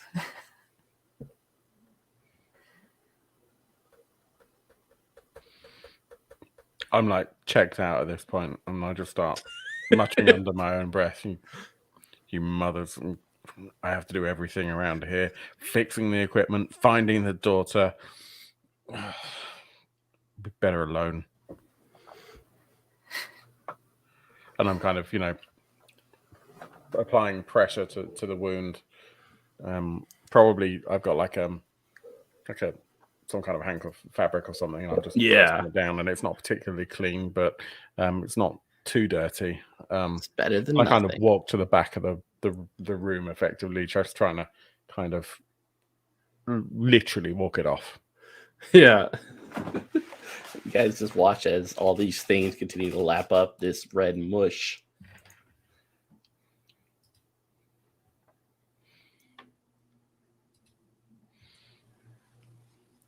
Okay, payment has been made. So, do you know where? What happened to the other 6 that arrived? You said 8 came before. It kind of like moves and turns around, and it's like a size of a vehicle. This thing, and on the back as it's turned, you notice that there are 2 humanoid figures, each one kind of wrapped in this barbed wire, very meticulously, and one is bleeding. It looks like an older man wearing an architect outfit. Their left hand has recently been ripped off. It looks like the barbed wire like tightened around its arm and then just kind of ripped down, taking the flesh and part of the bone with it as well. Probably where that mush came from. But right next to him, also wrapped in barbed wire, is Lily. She is unconscious, her hair kind of just falling over her face. Do they both look alive? The old man looks like he's in shock. His eyes are rolling in the back of his head and shaking. Lily, though, is completely still. And it kind of turns back to face you. By the way, I haven't seen any of this. I'm kind of still walking off, kind of almost with my back to everyone, just kind of staring at the concrete walls and just motherfucking. Stefano, get over here. Busy. No, get over here. Do as he says. Get your ass over here. I really don't. Lily is here. It probably takes me like 30 seconds before I register what you've just said. Yeah. So I was like, when someone tells you something, but your brain doesn't actually put the words together. I'm in so much discomfort right now.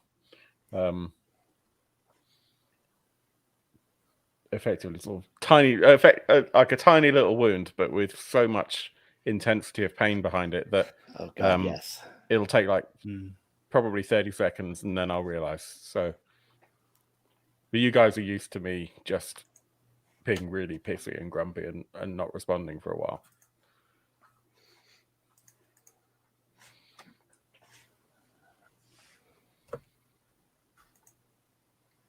I sort of whisper to Carl, kind of lean in and very quietly say, "We're going to have to handle this with some care, I think." I agree. I don't think we can attack. I don't think, I don't want to risk that barbed wire tightening on Lily. I mean, I want to run over there and check she's okay, but I daren't show how valuable she is to us, because then they know they've got a massive bargaining chip if we want to barter for her. Agreed. I mean, there's 22 things in here, and there's 3 of us, and I don't like them odds. So, how do you think we should play this? I mean, if I take this one over here without the legs, and you take the rest of them, does that sound good? Just like kicking down at him, like ha.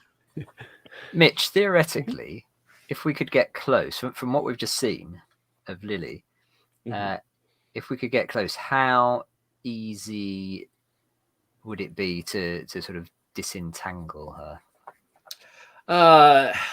Probably you would need either clippers or just the strength of a technophant to kind of crush and break like the barbed wire and just kind of pull her out. It would be like way too much time to try to untangle it. You just pretty much have to break them to get her out. Yeah. Okay. But that would be maybe doable for me in my power suit. Oh yeah, and you have your extrusion blades as well. So yes, I forgot about them. Yeah, right. They'll pop out of your arms and you can pretty much cut through it. Okay.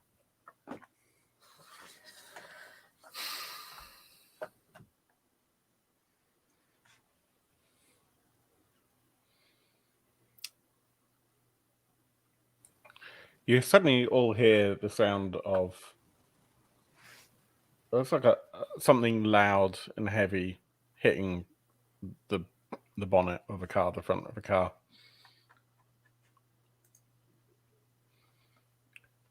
What is it? From my direction. Stefano, you all right? Lily's here. Yeah. Don't. Assuming you look around, you see that I've dropped my hydraulic mallet on the front of the car, and I'm just picking it up. Where the fuck is she? All right, don't react too. Where is she? She's on the back of that abomination thing. She's wrapped in barbed wire. And I think if we make the wrong step here, it'll just tighten around her. And I don't even know if she's alive. Oh, God, I hope she's alive. Oh, God damn it. Ask what they want.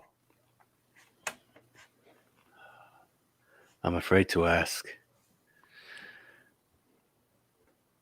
So, I'll speak up in the direction of the Queen/King. I see you've got a couple of tribute or payment or something on the back there. The people. Sustenance. What? Sustenance. I see. How long have they been there? Unknown. No sunlight. No moon. I see. Well, what if we were to get you some better sustenance? Would that please you? Would you? Wait. Yes. Trade. I see. Flesh for flesh. Or, and it's looking over at Zane, metal for flesh.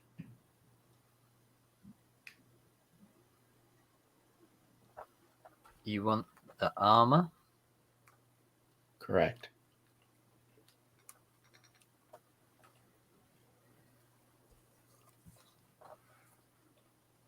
How easy is it to get this armor? Yeah. Is it like a communist thing? It's like, oh, I lost my armor. Oh, here's another one then. Oh, no. They are hand and specially made for each technophont. And then that technophont personalizes it. Right now, only Florence has the technology of the techno-powered armor.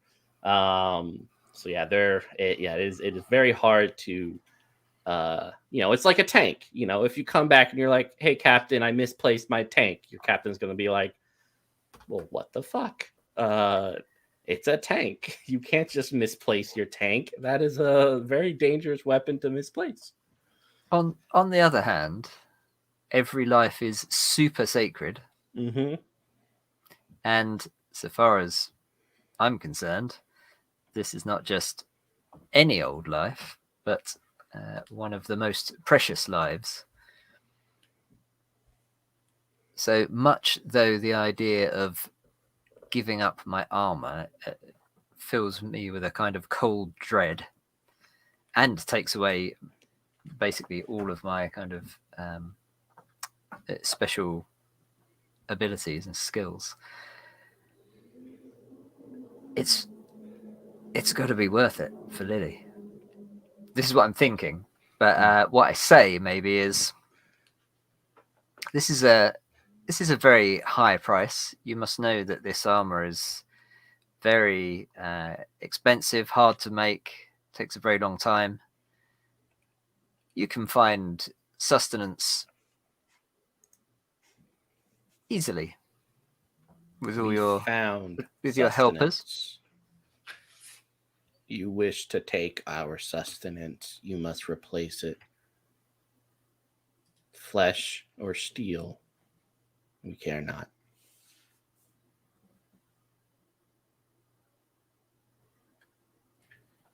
There's plenty of steel outside. There's plenty of steel Yeah. here. Why this steel? For its destructive power. And what Or will you flesh. what will you destroy with it if you have it?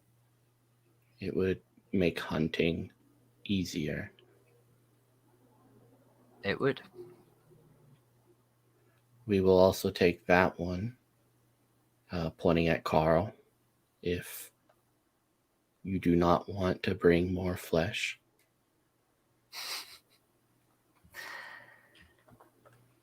I think our best bet.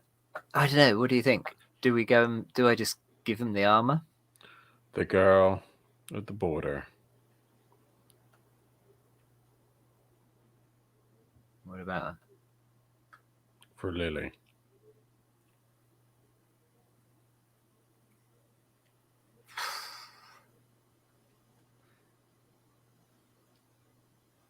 Aside from the moral dubiousness, she's militia. We didn't do anything to her. Do you think they'll see it that way? Well, we don't bring her on her own. We found something, we need help.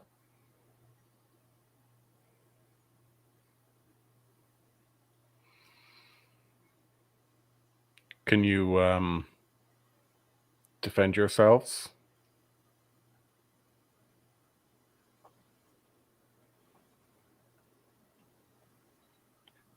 If we, I'm not very good at it, but no, not. I not mean, I don't mean. I'm talking to the oh, I see. the Queen. If we brought people to you that were armed and you knew already, could you defend yourselves? With some loss of life, you would have to bring more flesh than the flesh that we have. If we brought a half dozen, We are content with this. Or that one, pointing at Carl again. She likes believe you, me, he Carl. doesn't taste very good. You've always had a way with the ladies. I keep telling him pineapple juice, but he won't listen.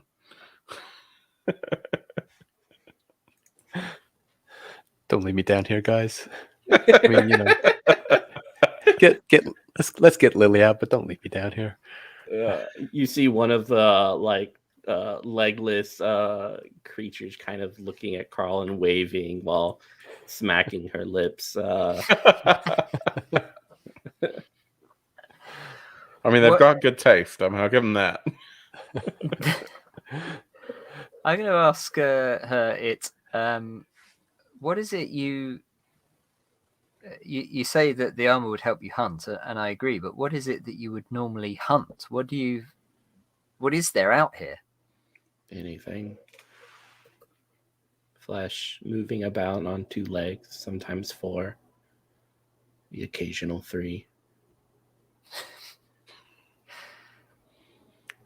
Okay, so an animal. Animals are fine. Yes. Why don't we go outside and see if we can hunt some animals? It's got to be Well, let's better see if we than can find the centipede. killing My people. concern is that Lily might be being slowly devoured. Oh, I she feel like is. we need to free her now. I wouldn't want to leave that place without Lily. Where were these centipedes that you you fellows were talking about. The war constructs. Yeah, let's not try and fight one of them.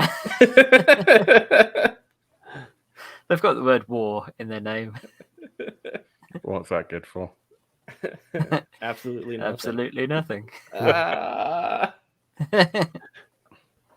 Well,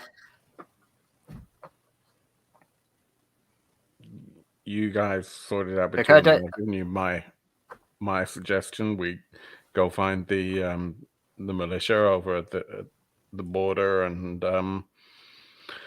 tell them we found something and we need some help. But if you want to become a jobless hobo again, Zane, then fine. We'll support you and we'll get you back on your feet. Look, I'm not happy with. This is all because you want to become a kept man, right? I'm not happy with sacrificing those poor militia or anyone else. Okay. Could we? I agree with Carl that I don't think we should leave Lily here any longer than necessary. Mm-hmm. If we hand over my armor, some more people might die, but let's face it, who's out here anyway? That's why I was asking if it sometimes kills animals for sustenance. Well, I'd rather it killed animals than people. To me, that seems like the least. I will promise I will devote all my time to fixing the coffee machine. Fine. Could we bargain the armor to release the two, and then go and say we will be back with sustenance, with flesh, and then in payment for the armor? I guess we'll find out when we try. Oh, I see what you mean. Yeah. So leave the armor. So we've got Lily. Leave the armor temporarily, and then try and swap it back. I see. Pawn. Yeah. You're talking about pawning the armor. Yeah, basically. That's actually a really good idea. Although, without my armor, I'm not going to be any use hunting anything. Oh, that's not quite true. I do know martial arts.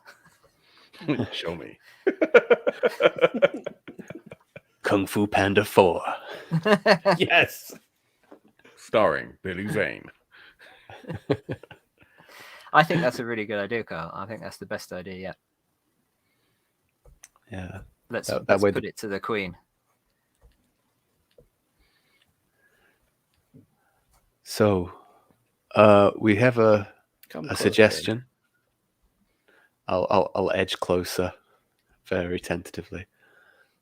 We have a suggestion. We would be willing to give you the armor temporarily in exchange for the 2 sustenance on your back.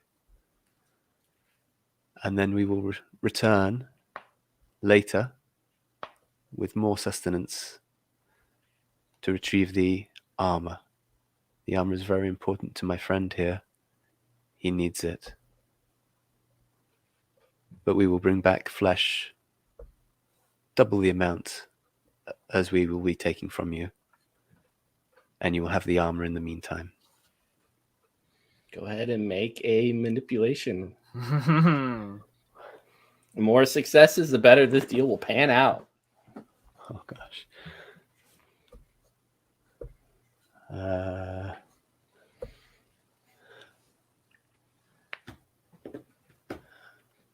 Okay, I think I can get 1 success because I have a heart. Excellent. I'm just checking.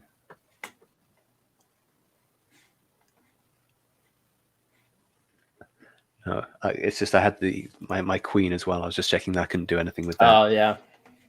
Oh, that's fair. All right, 1 success. Yep. Unless I don't know. If yeah, you can do that's it what I was jointly. about to ask. Yeah, could we kind of chip in on this? Yeah. You can for this you guys can add in additional skills and such if you want. So it doesn't have to be manipulation. Carl's had to be manipulation, but if you guys wanted to use manipulation or something else to assist, you would just play that skill, and we'll figure out how many successes. Well, I'll go for manipulation as well then, and I'll make a big point of kind of beginning to sort of unstrap and unbuckle my armor, and this is really a very valuable thing that I'm leaving in your care. I hope this is a sign of how much we want to make this deal work. And I have a joker, so I'm going to play my joker. Ooh. All right, perfect. How about you, Stefan? Are you adding anything? So I have a couple questions. Yes, I can. I can add a 2 of hearts. One of my special abilities is player. I'm a seasoned gambler, and I feel like we're gambling with Lily's life here. Mm-hmm. The what does the special ability say? I believe it lets you. It does specifically say one could support himself with the game. Yeah. So All right, it's cool. a little What bit is it? kind of ambiguous. It's just a player, is what it says. You're Okay, a cool. seasoned Well, gambler who can support himself with the game. Yeah, we'll say that gives you an additional success. So you have 2. Zane has 1. Carl has 1. Wow. Okay, cool. So yeah. Maybe it's Carl's winning personality. I mean, truly, he's forming a connection between himself and everything here, except for you two, as they all are staring hungrily at him. And it seems like tasty. It seems like they think that they're going to get Carl a little bit later. And so then they are more than satisfied with this agreement, as they all kind of, you hear them start talking to each other and pointing to Carl in excited ways. You seem to have pulled it off, Carl. Well done. Thanks. They all start winking at Carl. But this thing kind of unwraps these barbed wires, and you see 2 bodies slump and hit the ground, the pavement kind of hard behind this thing, as it shifts and kind of moves over them and then back up towards the stairwell. The others just kind of look at you. Well, they all look at Carl. They're kind of ignoring Zane and Stefano now. I'm going to run over to Lily, of course, initially. Check, first of all, that she's alive, and, if she needs any help, if she's conscious. So, Lily, it's me. It's your father. She is unconscious but alive. Looks like a little bit of blood loss from the barbed wire, which was wrapped around her arms and legs. You see like these lacerations and such. Okay. She's in a bad way, guys, but she's okay. Bring her over. Yeah, and I think I'll do that. I'd take her over to the other 2. I'll literally put her over my shoulder like a fireman's lift. Nice. And then I'm going to go back and check out who this other person is as well. It looks like this older architect who is still shivering. Eyes kind of roll. You know that, like, especially Zane, you would know that he's going into shock from having a limb being ripped off and then eaten, ground into coffee-like substance. It happens. Yeah, that would do it. Yeah. Yeah. Mondays. Yeah, just try and sort of, talk him down as much as possible. Give him some water to drink. Just try and patch him up as best as I can. See if all right, go ahead and you want to give me a play? Sure. This since you're not like formally trained in medical, this would be reasoning from you. Okay, which I'm not trained in. That's clubs. I have no clubs. I got nothing. You can for this you can what we call drawing blind or drawing from the top. So you play you immediately play the card from your top of the deck, and if it's the right suit, you win. Otherwise, no. Okay. So I need a club. Mm-hmm. No. Diamond. All right.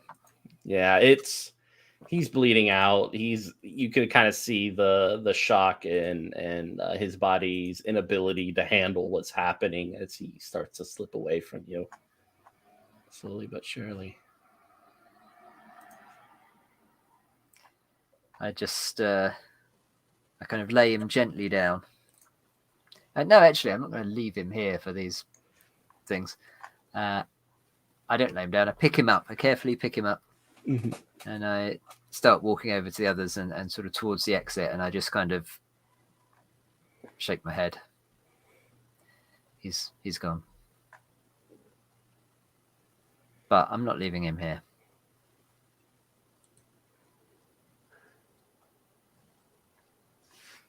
And then I guess we get the hell out of Dodge. Yeah, I feel bad about leaving that armor though. Yeah, you see like a bunch of them are kind of playing with it and like trying to get into it and everything. It's not a toy. Finally, like 2 of them get into it, and it's a very horrific thing that you see because as this thing clamps down on them, it squishes the 2 together, kind of breaking bone and flesh as they're kind of pushed together. And so you have like these 2 heads looking on either way with blood coming from their mouth as like the techno-powered armor starts to like get up with these 2 in it, looking around and everything like that. The others are just kind of like,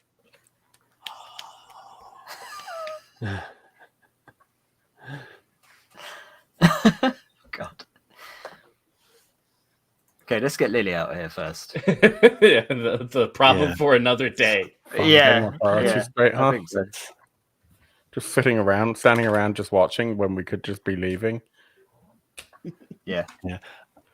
I think what I might do as well, thinking ahead, I've still have my drone, so I'd probably just plop it down somewhere in the darkness and just get it to scuttle off somewhere where it would go unnoticed, so that we'd have eyes inside if we did decide to come back. Yeah. Good thinking.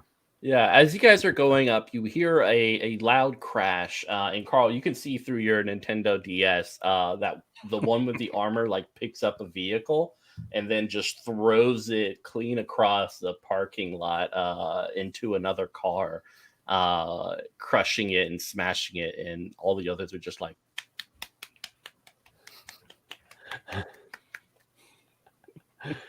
they're very excited for this new tank that they got. But yeah, you guys continue to go up. No one stops you. It looks like they at least will honor their deal. When you guys step into the daylight, Lily's eyes kind of flutter open as she looks around and starts coughing. Hey, darling. Good morning. We got you. Oh, thank God. I thought they were going to eat me. They wanted to eat Carl. Oh, like more than they wanted you. We didn't sacrifice him, did we? It's tempting. Quite fond. It's all right. He's here. I just want to get home. Yeah, we're working on it, but don't worry, we're taking you home. Looks like Zane's going to be looking for a new job. Oh, why? Because it's about Doesn't matter. Don't worry about that. Okay, I'm just gonna close my eyes and sleep a little bit, if that's okay. I'm quite tired. You're safe now. Okay. You see, just like nod off, a little bit of drool going down. Stefano's on this yeah, off-road walking. It's about nightfall by the time you all return to your vehicle, finally clearing the wilderness. It's kind of like dark shadows behind you.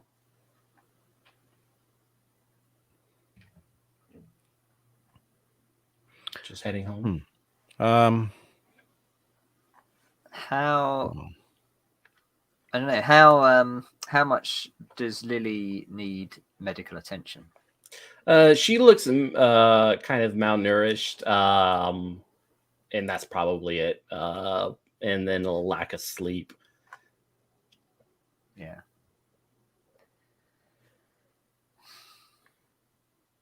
So I would like to get my armor back if we can find some flesh to trade, but I don't want to leave Lily on her own. I don't want to bring her with us. Do we take her home, then try and come back out? That's what I'm thinking, maybe. Yeah. At least Do then we know we- she's safe. Do we Everyone take thinks the she's- militia to the parking lot, but like kind of tell them what's there? Because if they win, we get the armor back. If they lose, we get the armor back. It's true. We could just go in mob-handed, and like, I Yeah. know there's a lot of them, but they're they don't like an elite fighting force, do they? Although they do have my armor now. Actually, come to think of it, they have a Oops. tank. Let's maybe feed that's the not such a good GM idea. with all the stuff that he needs in order to make this fun. What I'm thinking, why don't we just see if we can go hunting, find some animals? Yeah, I It mean, said they animals. can do that It without. said animals were fine. This is true. Take him some. I don't know, whatever lives around here. Wolves. Yeah, wolves, deers, does. Wilderness Yeah. has taken over. Are you going inside into Florence? I guess what are you doing with Lily? With Lily. Yeah, I think we should take Lily back and I guess leave her with someone we trust for now, Sure. just to look after her. How do we explain, presuming that there's a risk that the same people are on the gate that were there when we left, how do we explain the additional body? Lily, would you be prepared to sleep in the coffin for a couple of What? hours? Yeah, sure.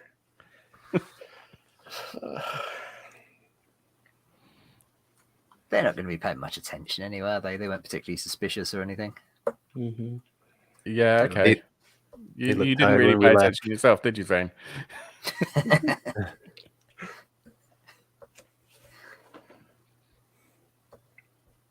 Sorry, Johnny, what were you saying?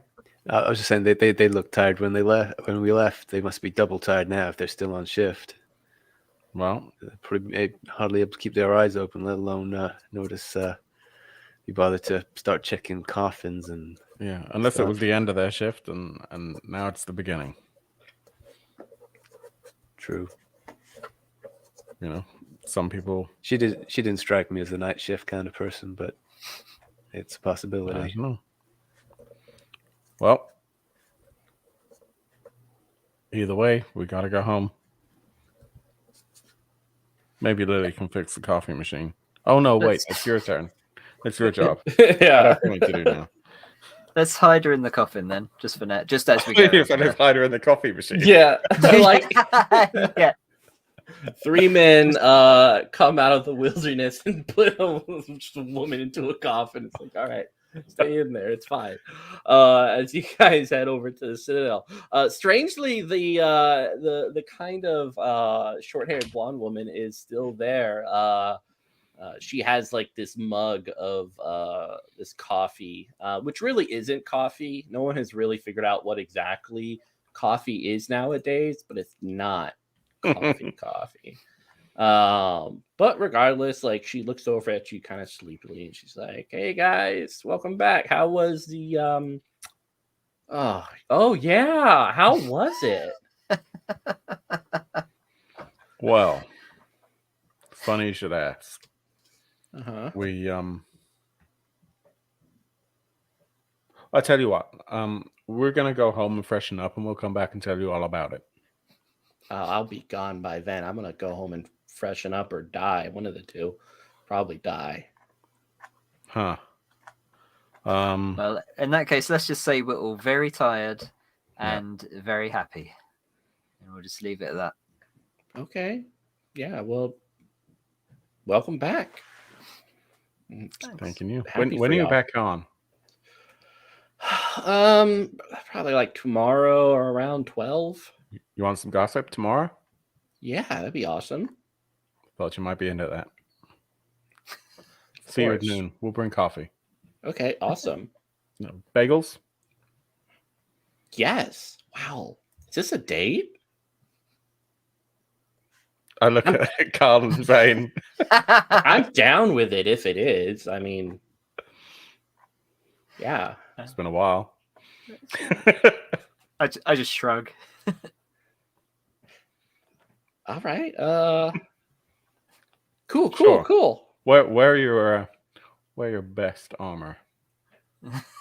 All right. I don't really have armor, but I'll wear my best cape.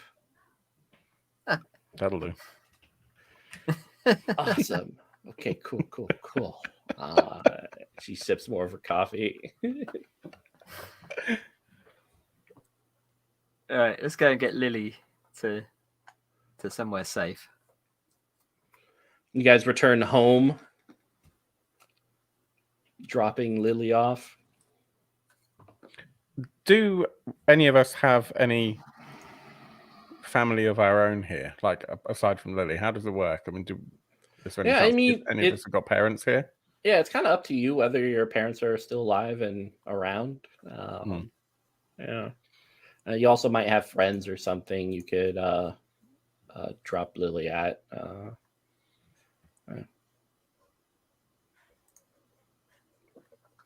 Yeah. Carl, how's your mom? Been good since last night.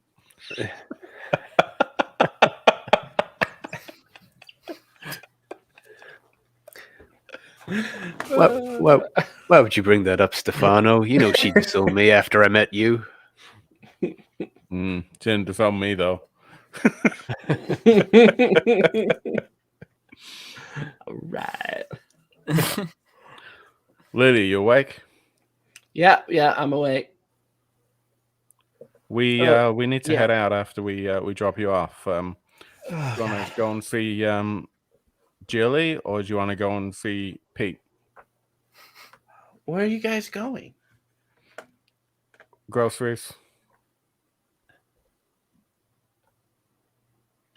What? Lily or Pete? No, where are you guys Lily or going? Pete? Why don't we just go home? You want to eat later? Yes, I would like to chill on the couch with you guys and sleep and Yeah, well, we weren't expecting you home. We need to get some food. We're going to do that whilst you're asleep. okay, then I guess I'll just wait at home. That wasn't the question. Jilly or Pete? Oh God, I guess Jilly. All right, Carl, your mom's up. Fine. But you call her. I just wind down the window and just shout, Julie! Yeah, like this 40-year-old woman, looking woman walks down. She's actually like, late hundreds. She's got like tattoos and everything. And this like wicked grin as she comes down and kind of hugs Carl, almost breaking his back. Disowned. So why are you guys leaving Lily here? She's had she's still young. She had a rough night yesterday. She hasn't quite recovered yet. That's fair. You remember how it is. What happened to your armor, Zane? No, it's just left it at home. It's safe enough around the city now, isn't it? Yeah, about. Yeah. Sometimes you just got to let it all hang out. Yeah. It just Speaking of needs- which, Are we Need on some for little Thursday? repairs, that's all. Oh yeah. Excellent. Craps? Backgammon. Probably back. Yeah. Let's do it. All right. I can't believe you left your armor still. I mean, I don't usually leave the house without the armor.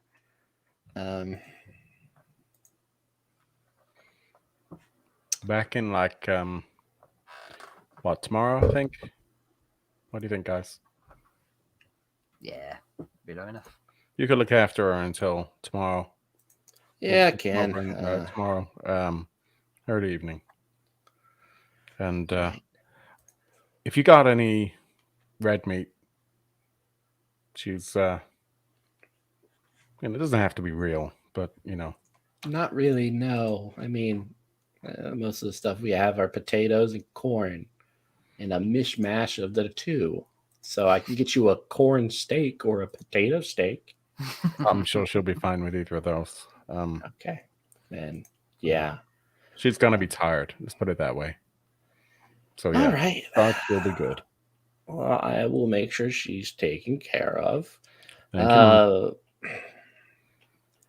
Zane, can you please just carry a weapon? Dear God, it's weird looking at a techno font without any sort of destructive power. And I look at Carl and I just go, raise my eyebrows.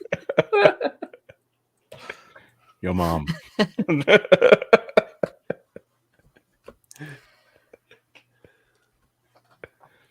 I promise next time I see you, I'll be in my armor. All right. All right. Is Carl's mum a technophant as well? Yeah. She's retired now, but she still has her armor. Yeah, she's a badass. She doesn't know why her kid became such a not techno fan. I mean, it's kind of like, when you've got a family that's really, really flamboyant, and so you buy it like as a kind of rebelliousness, you just decide to be really quiet and antisocial.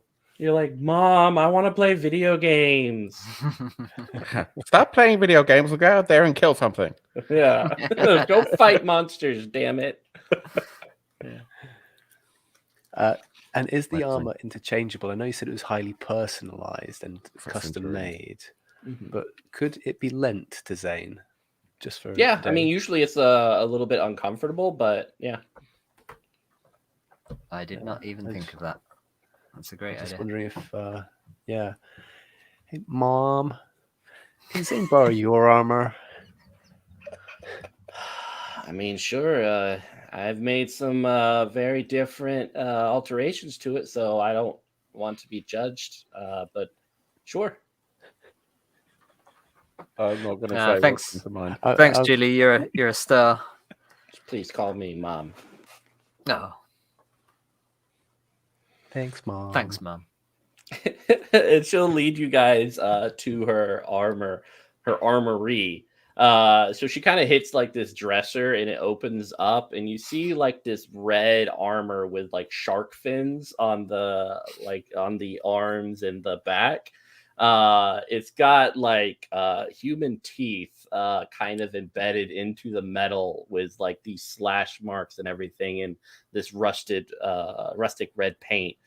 There is a battle axe that is almost like the length of half of a lamp post, just huge with the blade just kind of no one can without the technofont armor pick it up. And yeah, she pats it. And it's like, okay, Zane, why don't you take it for a spin? Out of interest, does this thing have like a name or something like sprayed on the side of it? Oh, oh, it should.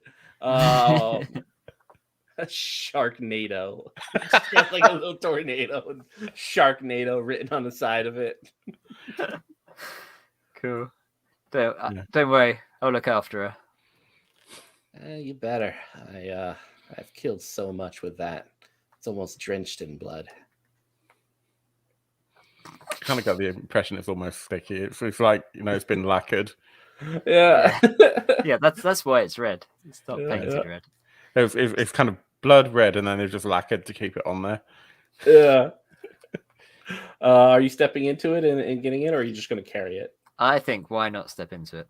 Why not? Excellent. Some adjustment. Yeah, Yeah. you step in Pick and up like the axe. Iron Man style, it just kind of closes around your body, and like the little light turns on, which is almost like this red lantern.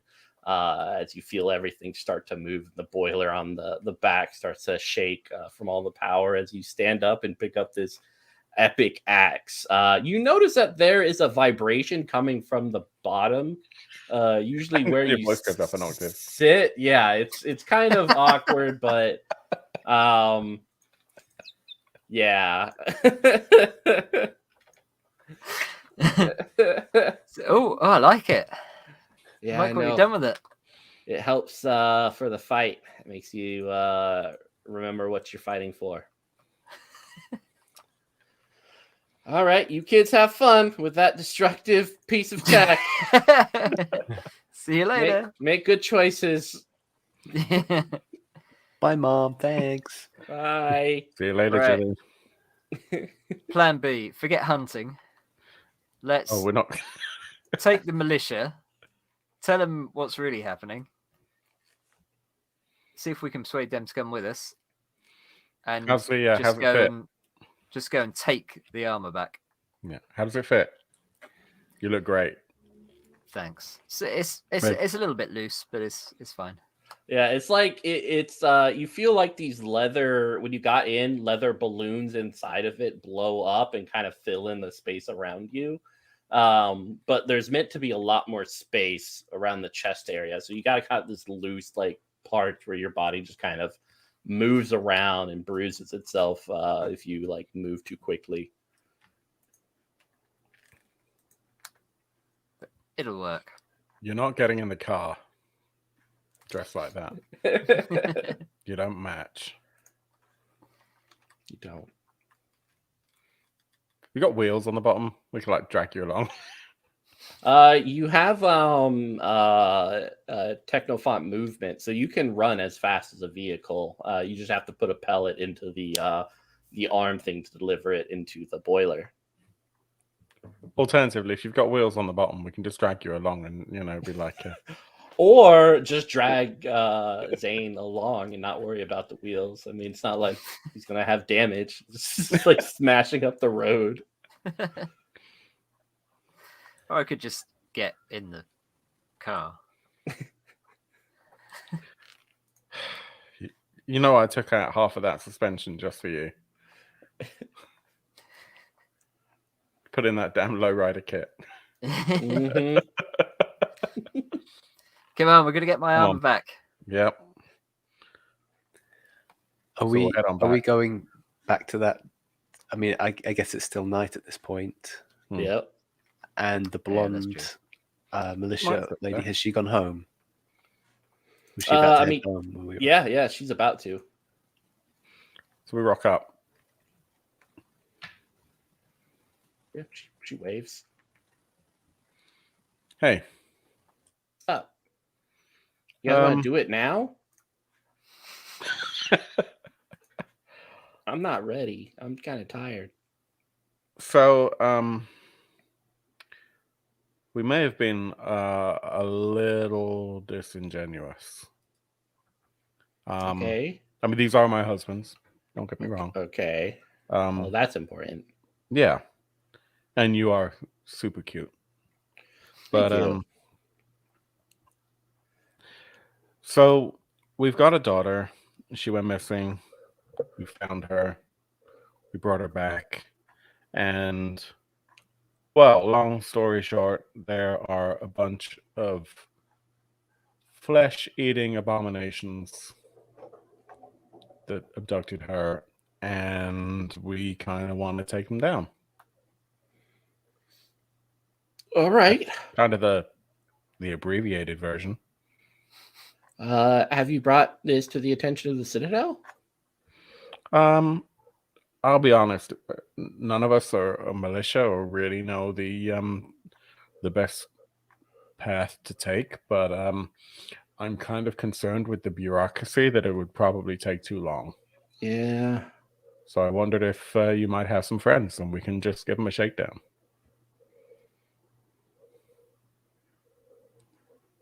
I mean, I'm game.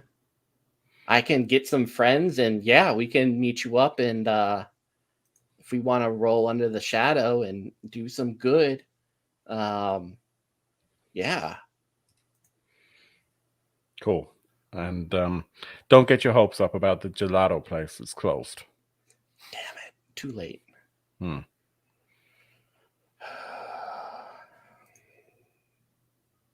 But there's an ice cream parlor on the way. It's closed as well. Okay, you just stop talking. I'm going to talk to the others. Yeah. All right. We'll meet. Where do we want to meet? I mean, it has to be outside the city. I mean, and I just point to like the other side of the border. I say, well, we can meet you there in like now. All right. Or Oh, like now. and I'll have a look around. I mean, how far are we from like the actual, like any kind of business district or commercial district rather, where we could maybe get some? Yeah, there's a coffee place just down the street. Excellent coffee place. We're going to go to Mama Denio's. All right. Yeah, no, good place. For the worst breakfast ever. Yeah. Oh, it does. Yeah. Okay. Yeah, I'll get some people and I'll meet you there. All right. Yippee-ki-yay. I'm 12. And you guys like can go to the coffee place. It has like one of those carved out stomach constructs pouring coffee. It also moves around and like takes people's money and pours people coffee, so it's more mobile. It lives you grief. Yeah. But we'll jump skip to a few hours later when you guys are back in the wilderness. You see the parking garage before you.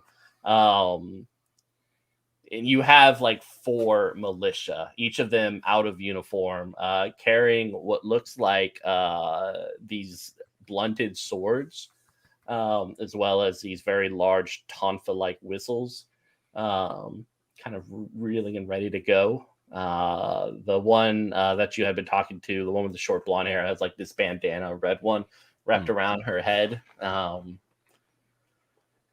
Yeah, they're ready to throw down. Can we have taken the opportunity in the coffee shop to have taken a breath? Oh yeah. Mm-hmm. Does that mean we just replenish our cards up to 6? Is that how Yeah, it you works? can discard 1 card and then replenish your card up to whatever your hand size is. Discard 1. Okay. Mm-hmm. I think I'll keep all of mine. No, actually, I'm going to get rid of that one. What do I need? I'm going to need steel.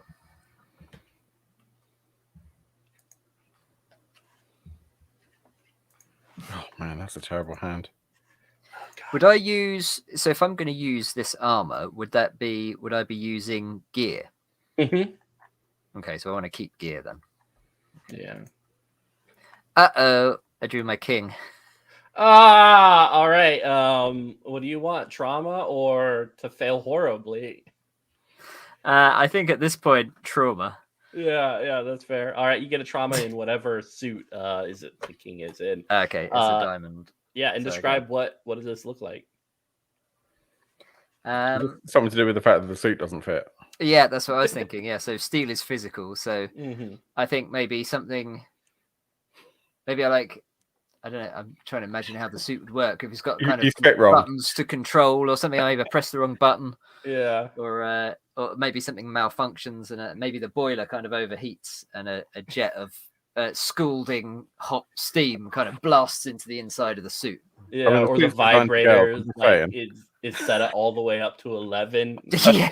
It's like, oh god, I can't. Yeah. All right. So yeah, what is everyone's thoughts? What do you look like? How do you feel as you're looking at this parking garage, knowing what's below it and the dangers that you might never see Lily again? I think I'm just angry that these things took our daughter. Yeah.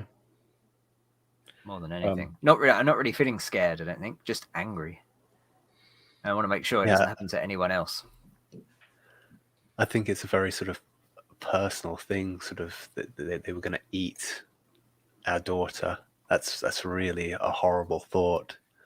So I'd feel an immense amount of anger, and it's sort of like a despair as well. I think sort of like that creatures like this exist, and I would feel the same as Zane. I need to rid the world of this abomination. Mm-hmm. Yeah, and they like you the most. I think I'm a little bit more pragmatic in that.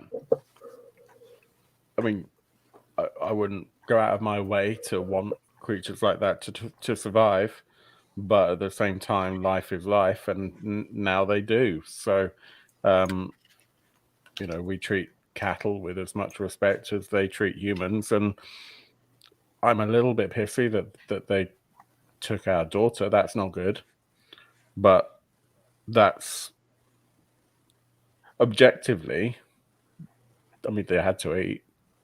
Yeah, it's just I don't want to let my personal feelings get in the way of the fact that we're all trying to survive. I mean,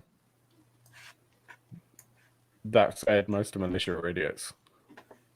But the girl that is through seems for a person seems to be quite pleasant, and much like our daughter, I wouldn't really want to see her get hurt. So I might take her to one side and just say, "Hey, they're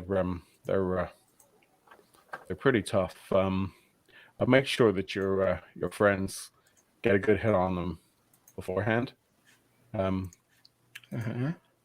just to soften them up, You got it. Yeah. I've been itching for a fight for a while now, so this should be exciting. Well, if it goes bad, I mean, Zane likes to roughhouse. Oh, that's cool. Oh, wow. And now my fighting thoughts are going elsewhere. Let's focus. Can I ask a quick question as well? Being a sorry, let me pronounce this correctly. A technosophist. I can create electronic items. Is there anything that would sort of like produce like an EMP that would sort of slow down or do anything to Zane's armor? Anything I could have created instead of going to the coffee shop and?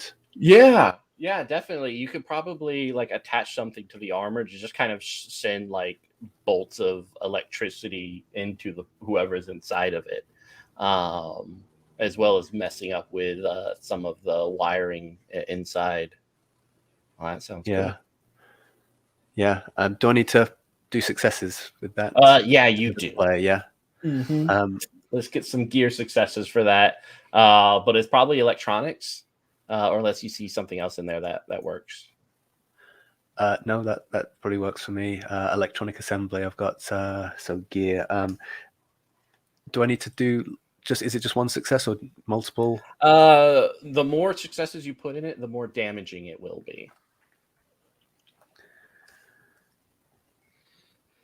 Okay, I'm going to use all three then. I've got 3.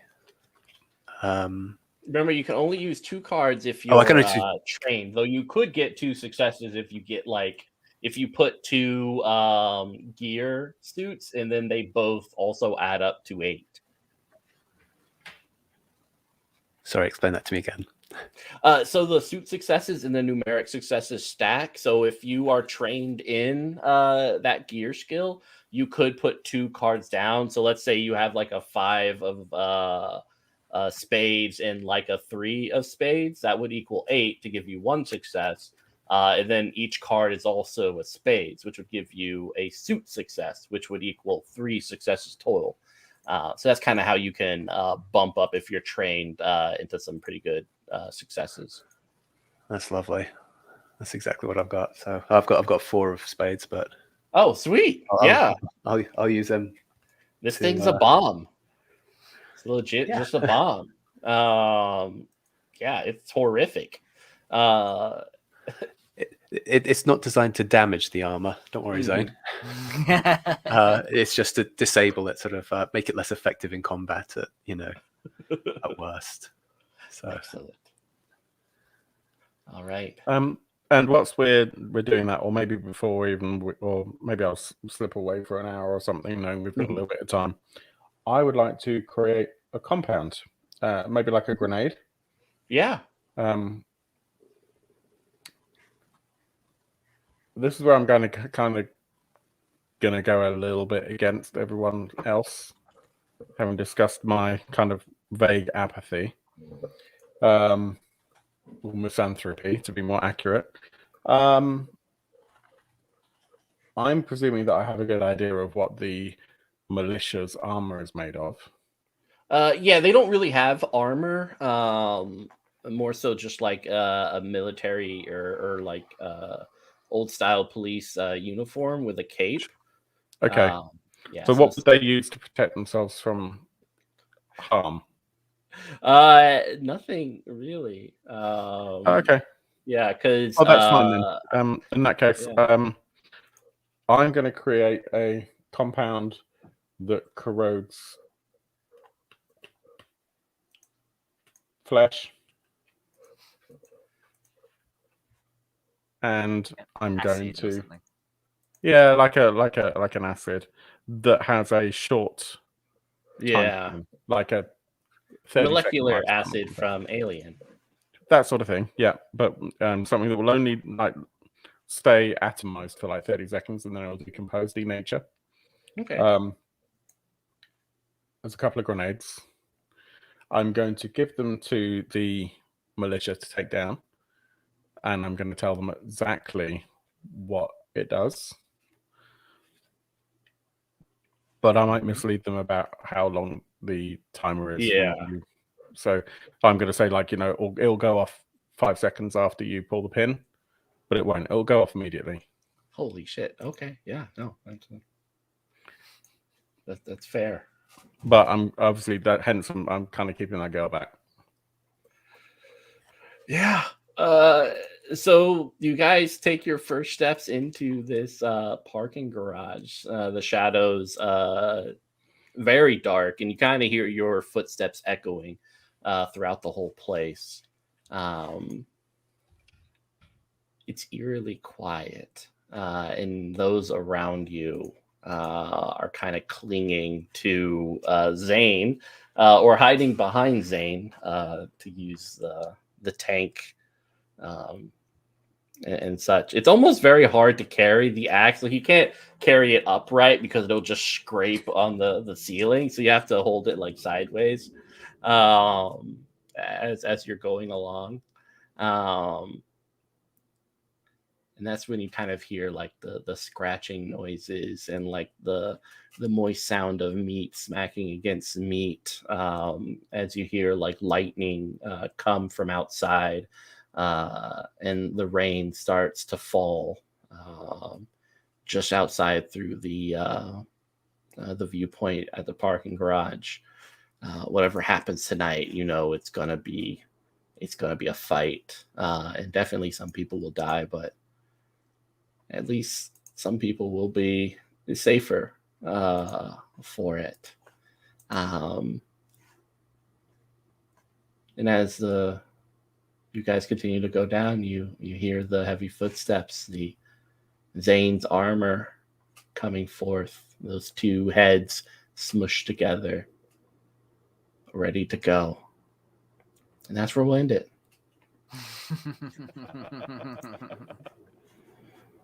Yeah. Cool. We should have ended it with your mom, Carl. Damn it. That was also That was awesome. Next That was time. great fun. Cool. I'm glad everyone liked it. It's tricky, isn't it? Brilliant. Because you don't really know what to expect. Like, we know that it's dystopian. We know those elements of the I'm thinking almost things like the movies like Repo and that. Yeah. I love Repo so much.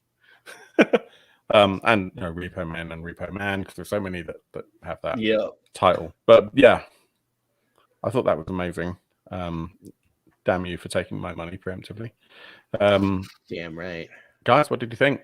What did you think? Those of you who watched, let us know. Let us know in the comments. Hope you liked it. Please hit like, subscribe. Pleased.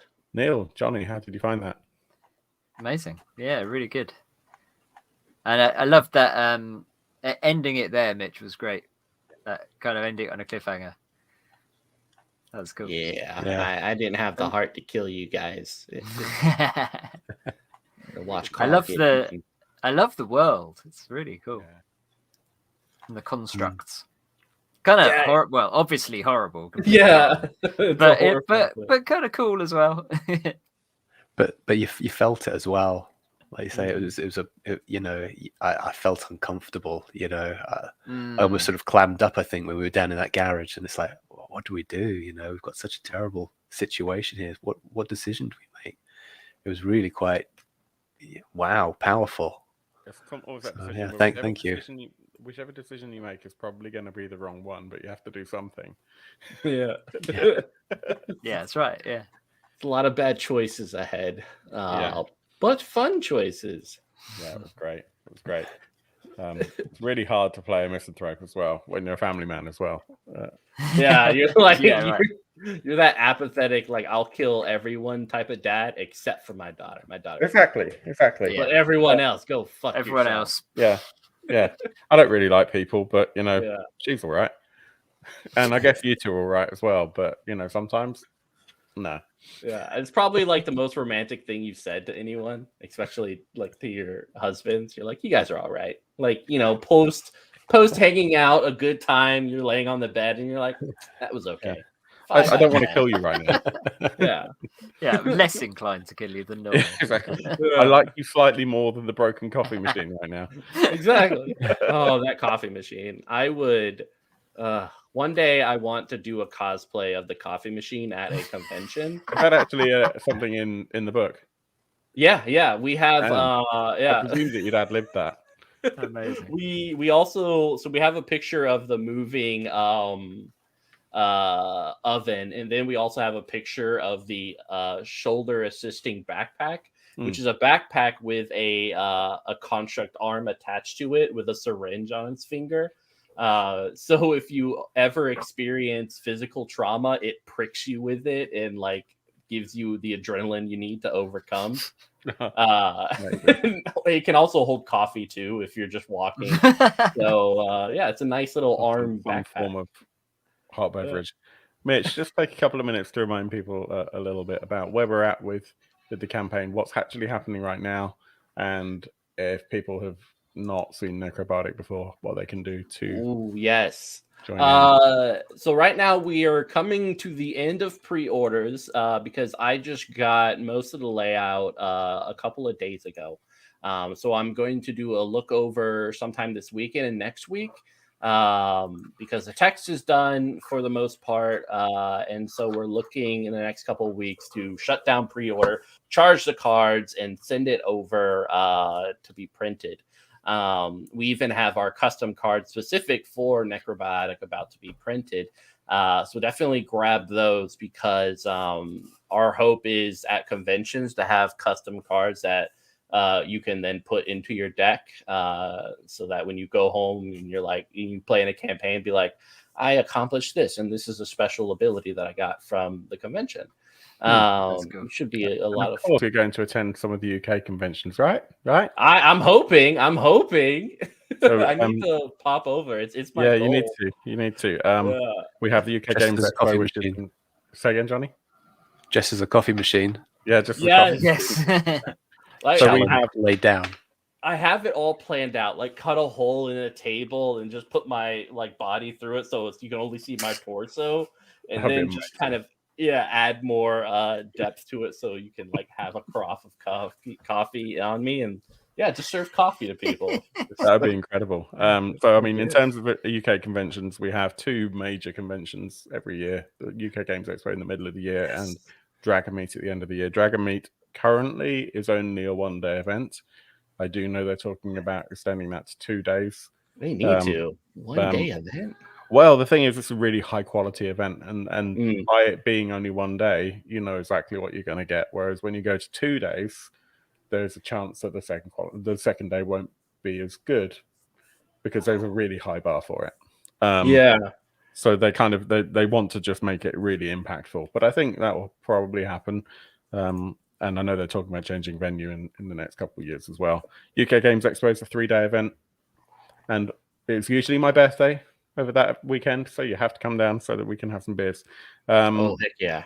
So we've got a few days left, no more than a couple of weeks on those pre-orders.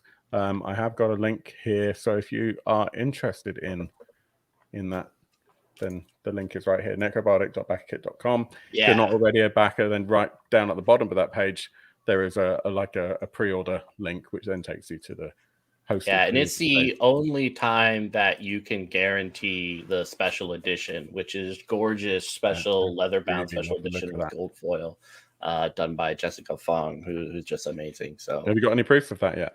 Not yet. We're gonna bring it, ship it over with the cards because those are coming up first. So yeah, I'm really excited. It's gonna be. I want more. Well, it's fine. I mean, you know where to get more. Yeah, I'm the person. I'm the gatekeeper in this. Yeah. Oh God, are we the keymasters? Yeah, I do what I want. That was amazing. I really, really appreciate it. Mitch, where can people find you? You can find me at Mitch S. Bustios on the Twitterverse anytime, usually. And you can also find me on my partner channel, Weave the Tale, which is sponsored content for TTRPG companies. So yeah, and of course, most of the conventions here in the US. So yeah, say hi. And yeah, do it. Do it. In terms of the Dark Orb, we'll have our regular show this Friday. Kickstart your weekend. I'm not quite sure what projects we're going to be talking about yet, but do check that out. That's on from 8 p.m. UK time. So that's 3 p.m. Eastern, 9 p.m. Central European time. And we do that every week. So we talk about crowdfunding games. I really hope that we can get Mitch back on either for more Necro, because it was amazing and I'd love to play some more of that, and or some Chew. Yes. We're definitely gonna play Chew next time. Like, please. What I will ask you is, please don't close the pre-orders for Chew at the same month as you're gonna do for Necro, because you will kill me. No, we'll. I think we're pushing it. I need to figure out when that is closing up. So I will do what I can to delay things. I'll be like, yeah, I can't write today because I got sick. So yeah, I have to push it back. That would be cool. And obviously, other games that we share in common, like Cult as well. We need to do that. Hopefully we'll see more of you. It was really amazing. Thank you to Neil and to Johnny. If you've enjoyed this, please, as I said before, hit like, hit subscribe. We'll be back very soon with some more content. But until then, thank you for joining us. That was so much fun. And we'll see you very soon. Until next time, I hope your dice rolls or your card pulls, because mine were terrible, are way, way, way better than mine. Take care, everyone. Thank you. Bye. Bye.